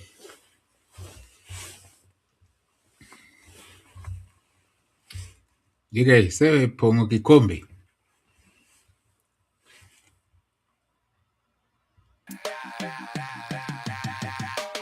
Roots of my freedom, deep in my soul. No chain, no system could ever take control from the pain we rise. Now we breaking the mold. Roots of my freedom, worth more than gold. Roots of my freedom, planted in truth, guided by the elders from my days as a youth. Through the fire and storm, still. Wana gi kapod jike ikre. Dimbele. An gi ote ma kuom DJ. DJ wacho ni kawuono en mana relaxation. Wacho ni kata en boneno mana ka wachal joma timo, owacho ni program moro na watimoga gi a community moro luongo ni listeners choice. Koro wacho ni nere ni kawuono en listeners choice. Koro wan bende topics ma wadhi go ji kokelo to we branch on it to wa discuss. Obe wacho ni odwaro opinion kawuono an hour after the program to modhi go nu an hour after the program, for an hour after the program, to wacho ni ji vote. Koro okawo en koda ka obro neno kioro message to neno. Koro the genre midwaro, genre mabro lead emibro tugu kawuono for an hour. Owacho ni en listeners choice kawuono jike wuoro. Aya, kendo gin ka kalembe girito. Girito. Winje. Yo kawuono en listeners choice. Genre mokao namba ema idhi tug after the program. But erur kamano, koro listeners waduto, whether you are in X, you are in Facebook, you are in YouTube, you are in Urban Talk, you are in Subtrack, send your choice of the genre of music you want. It's a listener's choice Friday. It's your choice. Just like what we are discussing, we are putting in what you bring in. We also make it part and parcel of the discussion. We are in manamamul makaka JK wachoni. We're not going with a particular topic, and we're not going deep into anything. It's just waga koyambaka together. Kata sani kioro gimoro we just discuss it. But listener's choice, the choice of your music, the one that will get more votes is the one that will be played, the genre that will be played. Okay. JK, koro dianegi donjane the second phase made waronjecha. Koro kuma. I don't want to tackle two things. Why this opinion? I'm going to on this. What think like this? Now what you can kidwa gini ngato ketembele wazonke. I don't even this conversation. Yeah. Twende nalo. What if you could be the king of Wakanda? Of what if you Magi jomantie sani Yeah. Kata kineno gi. Yeah. kata gintie gini ma is very recent. Okay. To nangisin kidwa keto this clown Africans ogin kata Africans, these people. To ket gimbele mzungu mondi winj gima gibongise to his response. What if you could be the king of Wakanda? Of Wakanda, of the blacks? When we remigrate, you're obviously higher IQ than most of them. You can be running around just yeah. You're more well behaved and well spoken. You could literally just dominate over all of them. You could enslave the niggas. Like you could enslave Marquette. Marquette and Fanatic. I would look. That would get our. Yeah, we're gonna put you in charge. Well, I was already going to take the position either way if you instill me or not. Ooh, I like and that. us niggas are going to have to figure that out. Us black people have to figure it out first. Winjo kako wacho. Winjo dhiang' ni. Any nigga. Winjo dhiang' nang'isi telo ji mang'eng nigi this mindset. Giparo gan their degrees kwanza ka gibet kod wazunge ting'ise kako riek and intelligent dongo yudo these degrees to kata kako yudo these degrees and well behaved and good Christian. Winje kako wacho. To gichako go Wakanda. Dong nang'isi this Wakanda en a joke. Wakanda. What if you could be the king of Wakanda? Of Wakanda, of the blacks? When we remigrate, you're obviously higher IQ. To telo wazunge mwaneno karingo Africa gi. Biro Eida kiang'o at the core of the blacks. When we remigrate, you're obviously higher IQ than most of them. You can be running around just yeah. You're more well behaved and well spoken. You could literally just dominate over all of them. You could enslave the niggas. Like you could enslave Marquette. Marquette and Fanatic. I would look. That would get our. Yeah, we're gonna put you in charge. Well, I was already going to take the position either way if you instill me or not. Ooh, I like and that. us niggas are going to have to figure that out. Us black people have to figure it out first.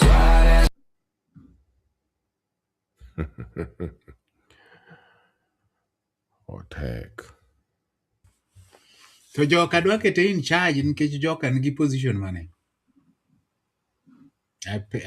Telo donga keto ni mzecha. Gin gi think gan since gin jorechere gin gi right ma. Donge momiyo nang'isi gidwa ga define reality.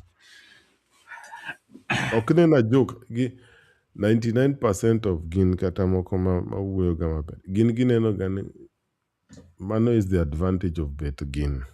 To Wakanda ni kara gin believe gan gimoro nitie miluongo ni Wakanda mar adier. Telo ok gibi en ayany. Yeah, that's what I'm saying. Okay. Get you on the level of belief.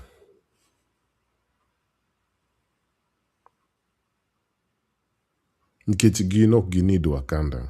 Gin gi Washington, gin gi Paris, gin gi all these places. So into nyaka gimi Wakanda, something that does not exist. Might exist just in the movies. An idea. Don't give it the leader of this idea.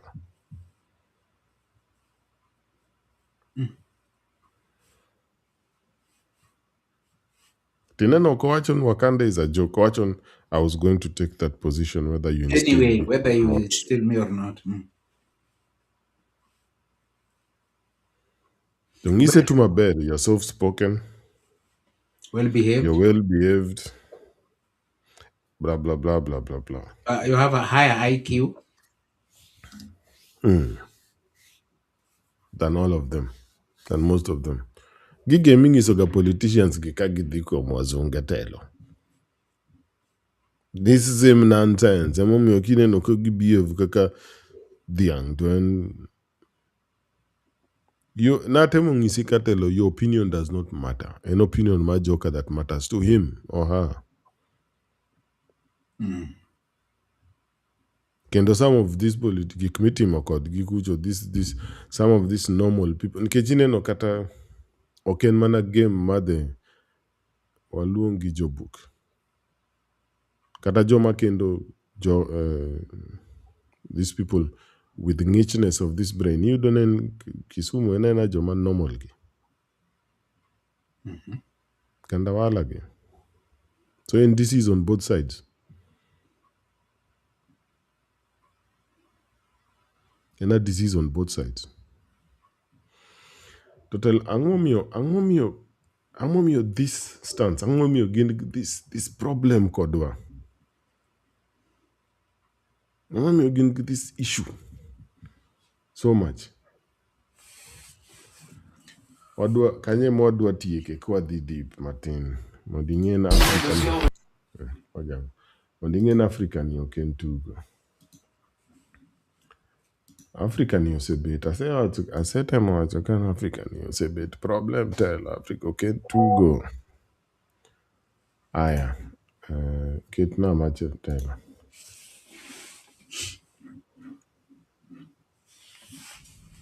Talking about key.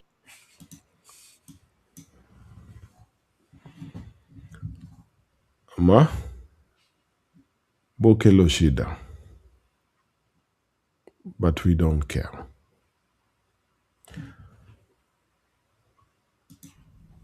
Talking about key. Togima bertelo. En jarachare mawacho.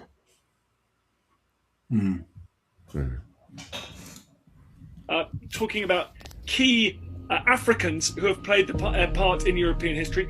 Was it? I just want to ask a question right at the beginning. Have these people been written out of history? Have they been forgotten by most of us? And how hard was it to tease them out? When historians show that the iconoclast movement was primarily an effort to remove all images and icons depicting black people in a position of power, or as deities, these historians are labeled as historical revisionists. And yet it is not just a few images that show that there was a substantial black nobility in Europe before 1453, but in fact, despite centuries of sustained effort to suppress and erase this African presence, there still remains a large body of evidence that still shows this. In 1352, when Jacob van Merlent made his famous painting of Charlemagne killing a Moorish leader, this is how he drew the Moorish leader: as a black African.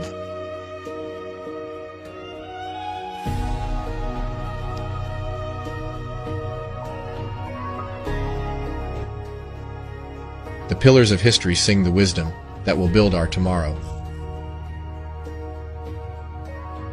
Historical revisionists, in fact, are those who have closed their eyes to the abundance of evidence showing that black people, in a second wave of civilizing influence, revived Europe and gave it the foundation for its renaissance.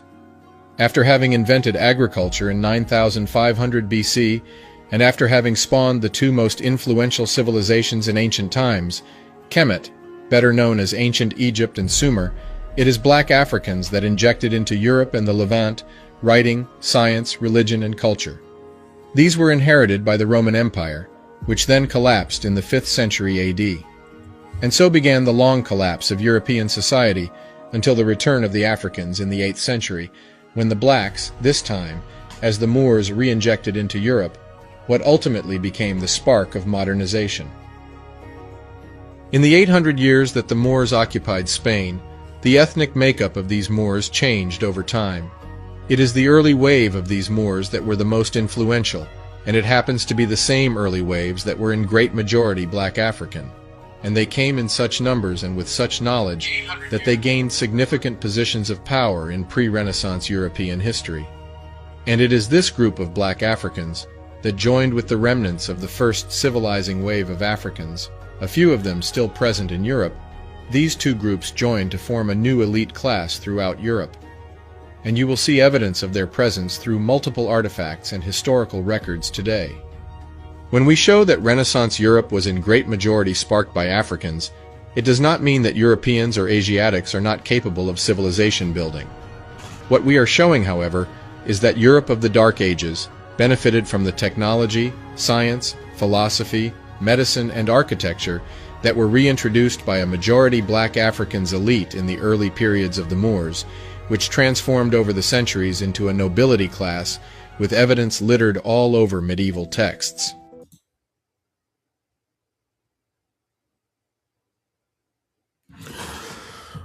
Telo ketho gini. Yeah. Bas. Telo inti kosi seringo. Aringo nano. Aringo. No liet ga. Telo kori neno gimomiyo jogi nigi problem kodwa sana. Nikech the whole thing magin go ok en margi. Adwang' isi evidence. Asewacho kan kata ka Afrika pok okaw. Ne ging'eyo Afrika nikech ang'o? Nikech jogi ketna gotelo. Jogi ema nong'isogi about Africa. Ma achiel kuomgi. Of these Moors. To gineno ka iwacho ne en Moor. Loke mondo bed maduong'. Iwacho ni The History and Description of Africa. Ma volume 1 gin 3 volumes.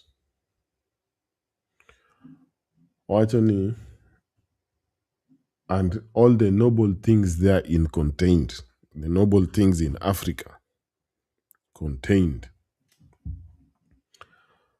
Wacho ni Al-Hassan ibn Muhammad al-Wezaz al-Fasi.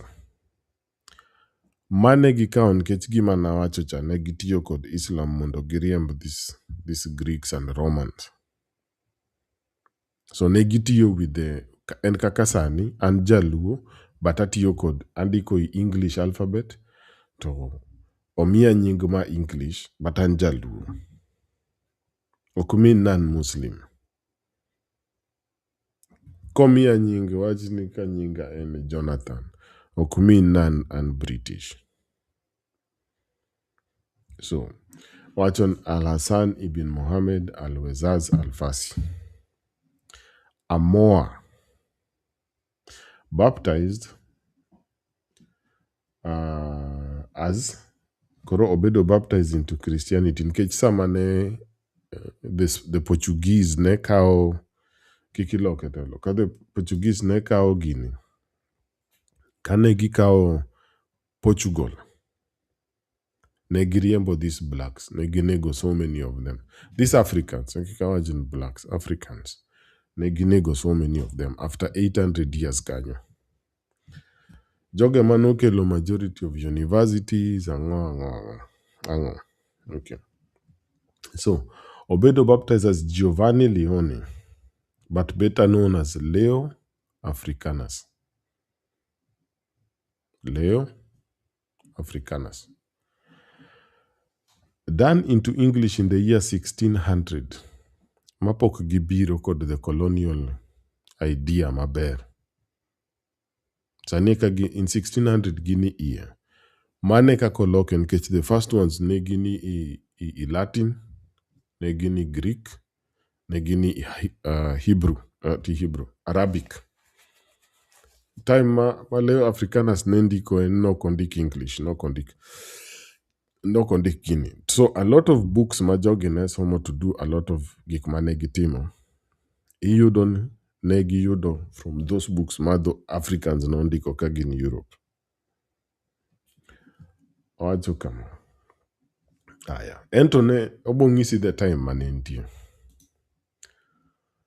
Volume 1 gidonjo about magi mokwongo en introduction ma wazunge gi kaka gidwa gini obed. Abo go through a bit mondo ine kaka gichange gigi. Alafu on this first description of Africa, after 121 kaka koro wadonjo into what he said. Mokwongo ka gidwa define what it is. So ne ogoro map ma ng'ani nogoro map ma Lower Egypt, North Africa, Cairo, Barbary, manomin here. West Africa, part of Sudan, Kobiroping. The road from Fez to the city of Ziz, Manomalo, Northern Fez, port maps of Africa. Magite gik manentie telo.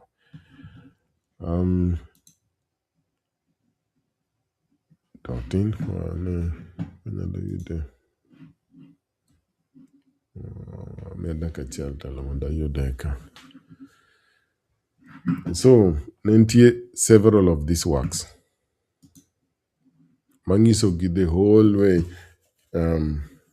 kaka Africa ntie gik madhi kuro, ang'o matimre iye kuro. So kane gibiro, nok gibiro blind. Abo ngiso one example ma one of those books ma ng'at achiel kuom joma no biro go to ngiso ni an bugni agole from owacho o reference bugni, o reference this book emo yudo. So giwacho those things. Korotero in miboteri mano werigo ma is the society manga mane translate. Move to the next.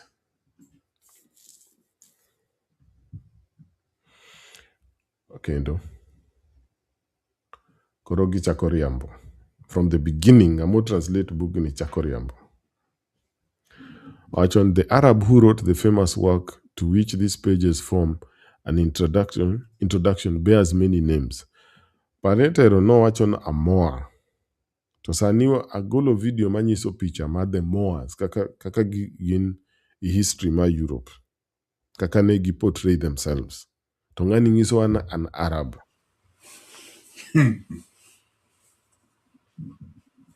Nikech mane game magitimoga. Emomiyo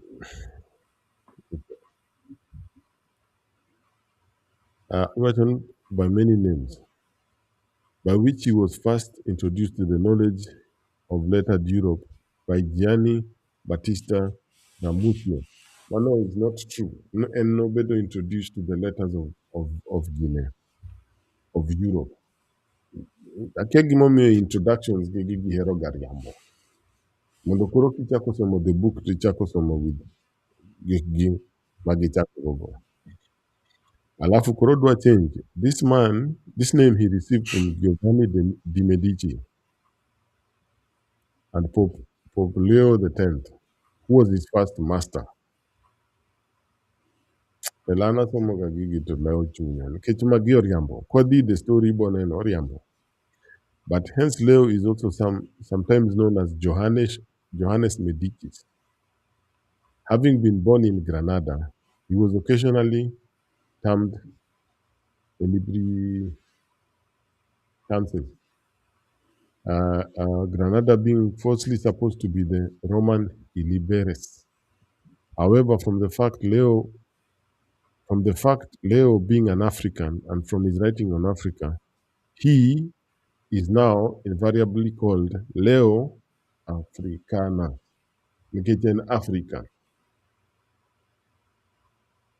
Okay, an African, kakama unugo pinyi kwa chatelo, and Africans, majara thing. To onge kaka ninyalo introduce to the letters of Europe nikech ne gin gi their own script. Ne gindiko Latin, ne gindiko Greek, ne gitiyo gi script ma Arabic. Koro onge kaka jogi introduce them to gin ma gichako education. Arie sami wacho kama to this is the dark ages. Kendo adwa duoko ka. Malo ka wacho ni Europe by Gian Battista Ramusio, secretary of the Venetian Council of Ten, who was Giovanni Leone Oleo. Iparo telo nwarango kaka Venice nobedo made. Ntie documentary series moro mane wan kaka Venice nobiro oriambo. Ntie how Venice came about. Venice was just a city-state. In a very small space. Kata sani kirango Venice in a very, very small place. To kowacho ni of the Venetian Council of the Ten. Mano is very interesting. So Gidi wacho his Arab name was Mano next page tala. Yeah, sorry. His Arab name was Al Hassan ibn Muhammad al-Wazaz al-Fasi. That is the man of Fez. A surname he obtained in later years. He is also known as El Granadi or the Granadian, a designation which apart from other facts renders it completely probable that he was born not in Morocco, as Al-Fasi might seem to indicate, but in Grenada. Ineno en jarating en African to nyuole Grenada. Nkeji Granada, Alhambra, ntie some places makidhi Portugal, gin very, very beautiful. To jorating gi manoloso. Joma noketho en jo Arabu manodonjo gi. Ne gidonjo story magin gago sani neno Africa. The same thing magitimo Africa sani mane gidonjo go kanyo to giketho. Ne gidonjo gi this ineno kaka gibiro ga this type of religion mar gima en very kokiluo gigi to anegi mane gichako go Afghanistan, magin go Iraq, magin go Saudi Arabia. That version ne manoketho Europe. Kama ne gintie. So give me a praise his birthplace. What did the next page is tell? Most now sip coffee ka wiyo. Onge watch. Mano abuse coffee. Okay. So Giwachon Mano is he was born in 1491 in a statement which writers have copied from one another without taking the trouble of assertion upon what Mano can do the next one. This assertion rests. Makurogi Kia when he was born, Giwachomana 1493.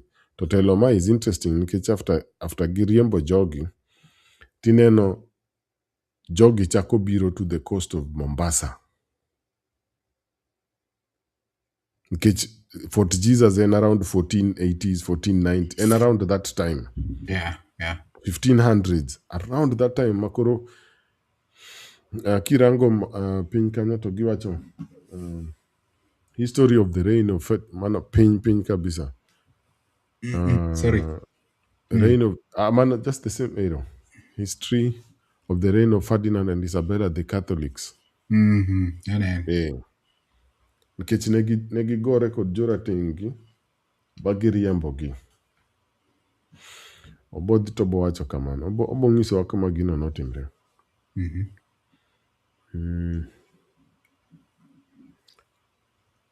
Aya, kidhi page moro. Dikendo. Aya, ineno piny kanyo. Iwachon the return of the Moors to Africa. In 1492. In 1492. the first black people manobedo enslaved manitero Guinea no aka no gol gi ka no gol gi Europe no ko gol gi Africa. In 1942, however, from 3 to 4 years, according to their calculation, before Leah was born, the last stronghold of the Muslims in Spain surrendered to the army of Ferdinand and Isabella. And the Moorish, the next page. Yes, Yeah. The Moorish king, after bewailing the fate which Allah had decreed, as he stood upon the rocky eminences, still known to the Andalusians as Al Ultimo Sospiro del Moro, the last sigh of the Moor. Teloka, gimomi ogiwachon ni Ma is the Moorish king. Ma was an Arabic king. Jogi no biro bagi golo the Jorateng ikom. Negi biro gi this brand of Islam mineno sanini. Very intolerant. To kono negi wacho ni nikech gin ema the prophet na kuom gi gin ema gin right ma rule kanyo. To gin ok negi chako anything kanyo. Ok no budho kabisa to gino gologi. Ferdinand and Isabella gologi. After kanye makoro Columbus igolo, nkech ngama oro Columbus and Ferdinand and Isabella. But that part of the story, iwe gamana ka float. No bira. Katanga mano tere. Aya, wadhi adhiamos.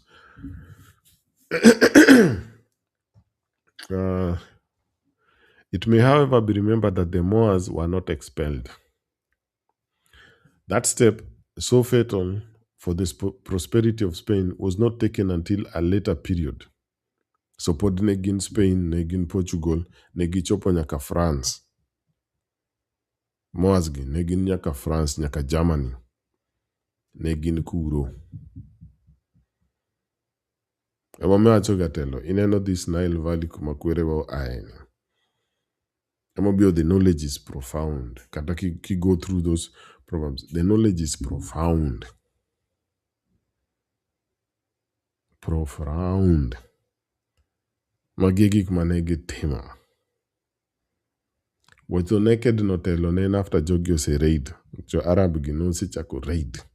The Greeks, the Romans, negi se chako raid. Korogi ketho.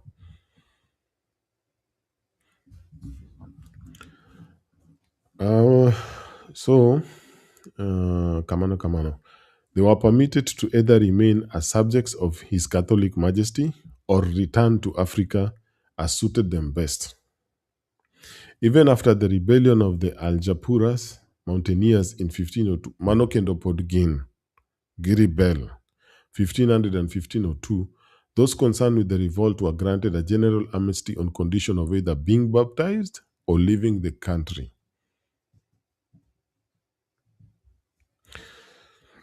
But though all who wished to seek a home in Barbary koro Manogiwacho region ma West Africa, were transported thither in public galleys at a charge of 10 golden doblars a head. Very few could afford to avail themselves to that privilege. Gema telo gimane no kutimo ni jo Africa, South Africa piny kuja. Ungiso gin otoke. Nyinyi otoke. Ukao tijewa. So Gigio ki understand history tibone no Gigio. Mao is not the first time Gigio timre. To ngama orchestrate gigi nkechonge history. En mokip bugegi. Dongineno waneno nen it as a society in 1600 dema bugni bedo translated for them. Pod kata pok kibiro timo colonialism maber. Kawacho gan negi chako study wachon telo. And wacho seriously. Oken gima wa guess. Nti evidence. Alafu kiwacho ni koroji kila ng'ato nok nyal afford. Jogo manegi enslave.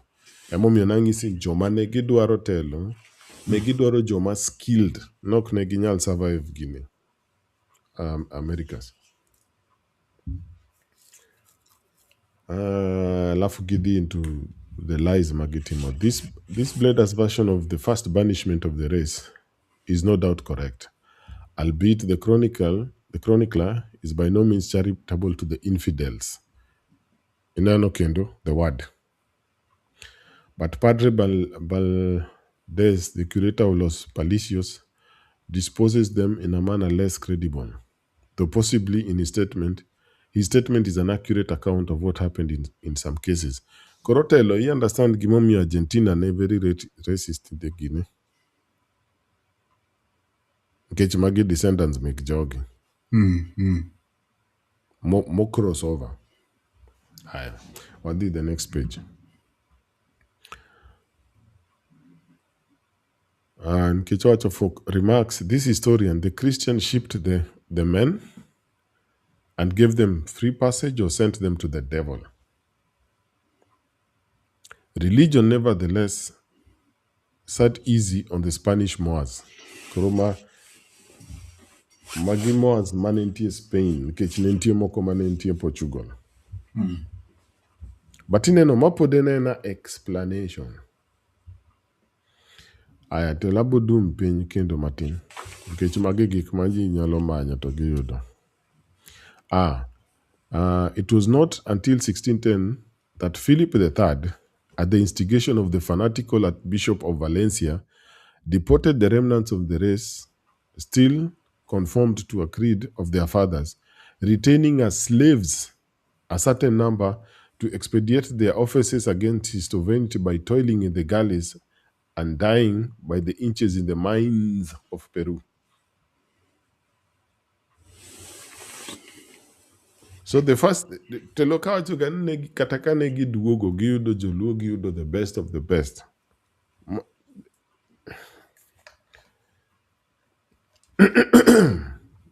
Alafu gibedo surprise ni Luo world view is very scientific. Telon kech evidence ntie. Jogi noa kure, kagi donjo Europe. Area marwa no, Sudan, Nile Valley kanyo.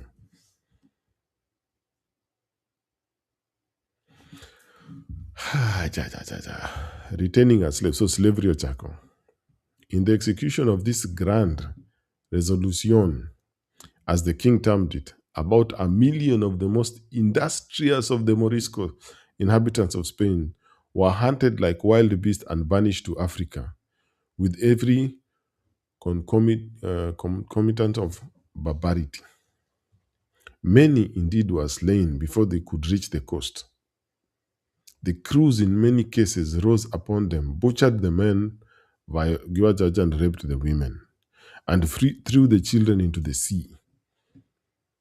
Others, driven by the winds of the sandy shores of Barbary, were attacked by the marauding Arabs and slaughtered. Bedona detail, these Arabs, they are Moors. Kurogin maginego jorotengegi. Despite their creed or their nationality. Sana oknegidwa ng'eyo ni in Islam, in Muslim. Telo magiman, partly okiwinj ga history ma Europe.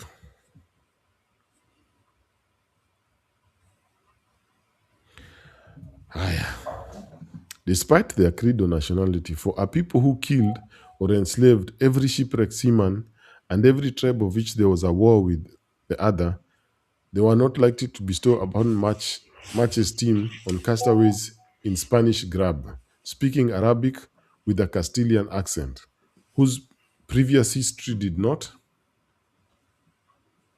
altogether clear them of the taint of renegadism. Few escaped maltreatment and robbery. Those who managed to reach the shores of Morocco, Algiers, and Tunis arrived penniless, only to find there was no place for them among their less effeminate kindred. Jogyo sekao this version of Islam. Koro angmo mi nego this jomaro tengegi. Angmo mi ogin magi build the whole thing. Alaf koro gine magi itieko. Aya. Wacha kama. Many disheartened with the coldness of their co-religionists in the city wandered into the desert and perished from privations and hardships, which their lives in Andalus had little fitted them to endure. Telo onego irang, onego mokwongo onego alore, alaf kiny wakawe from ka, alaf telo wabi kod pictures of Andalusia, kuonde ma jogi joratenge gi noloso. Ekine gimomiyo ne en very difficult for them survive piny kuja. Mogik, wasom mogik mano. Dhi to the next telo.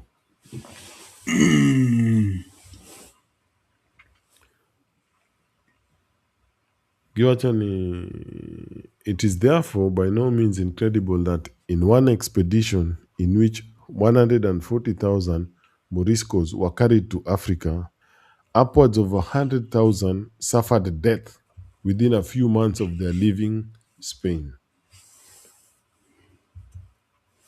Hello, 100,000. Jogyo nego. Koro kana keto video cha, to kato nyalo wacho ni, mago gik muloso, jogi ema miwa the history of gik mane gitimo telo.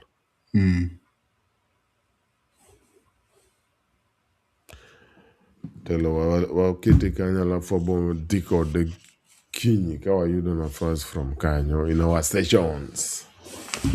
Donge sano osedhi? Yeah, but sounds, yeah, sadly. Osefly ahinya. Osefly. To time ni kalo ga piyo tinde, what is happening?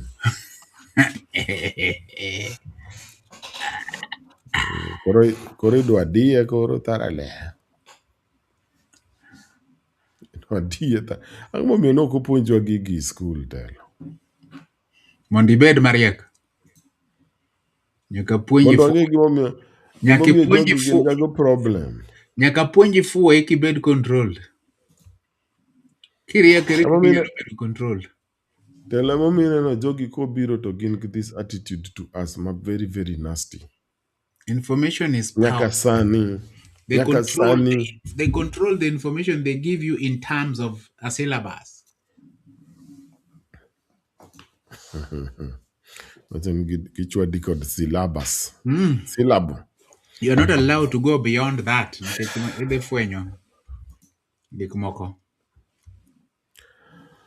Haya, telo tim gicha. Awachacha ni erokamano to champions. Koro ineno gimomiyo iluongo gi gan cultural champions. Nikech en length ma history. To Luo and part of that history. We are going nowhere. Nikech the same problem manwa yudo kiluongo ni Sudan kata Gono be no deal kod jogi to they were so nasty like that. Karo gik moko ni ji noa kia. Emomiyo teline no ga this other story jomoko kia Israel, Misri. Iwacho bana magi ang'o miyo wacho. What are these? Ing'e story ma Africa adier. Magi nonsense magi. But erokamano for being yourself, for being champions. Wabo medo dhi. The future is Africa. Ngech wan manwa build kuma jogo ndie. And evidence ntie. Erokamano. Luo pod en scientific. Nyaka u study these things. Nkech kamane kaka ne wantie. Before the tragedies otimre. Kamane kaka ne wantie. Being highly intelligent, knowledgeable. Mano pod en bedo luo. Mano pod en bedo luo. Kelonwa these simple thinkings ne jaluo en akia. This and that. Nonsense moko mabiro gi. Okay. Identity wa and stronger than gidwa wacho. And longer than ging'eyo. And deeper ka pyramids. So, wacho ni erokamano sana kuom bet kodwa godhiambo ni, gokinyi ni, gotieno ni ka wa go through gigi. Erokamano. Hope ni lani gimoro. One year the future, and the future is glorious. To Joa, every day will make us proud. Every day odwa mark record kodu kendo wa go erokamano no share wa kod oganda. Erokamano bedu un be umak teko be okoyot lakini tijni nyaka time. Technical team erokamano as always utimo gicha time maber.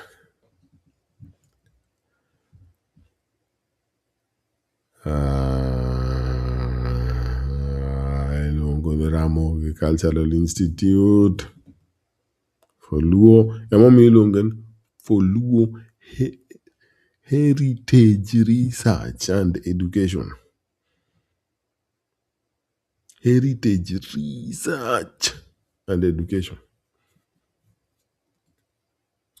Erokamano for betun, erokamano for this space, erokamano kama wanyalo mielie, erokamano kama wanyalo wuoye, kama wanyalo kuothe, kama wanyalo gede. Erokamano. Umed bet un, umed bedo gi teko, umed dhi mbele. Kwerewa, what can I say? Ang'o manyalo wacho? Erokamano exist, erokamano wenwa gigi, erokamano en interesting every day, erokamano kabisa.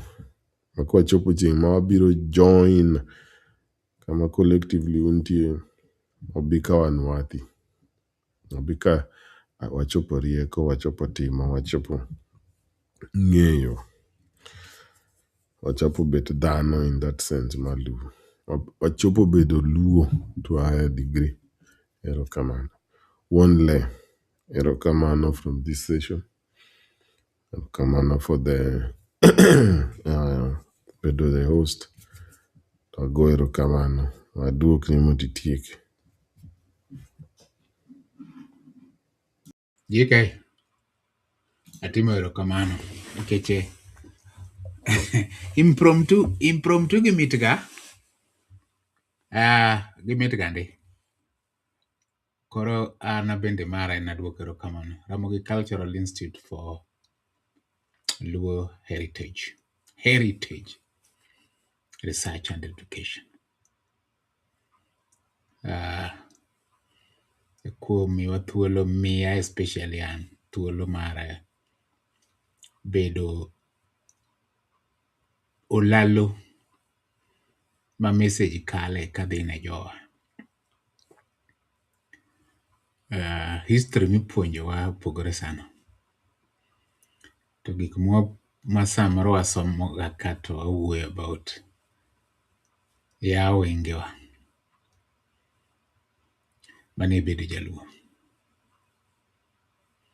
Ng'eyo gima tut moloyo gimiwuondruok ni puonjwa cha.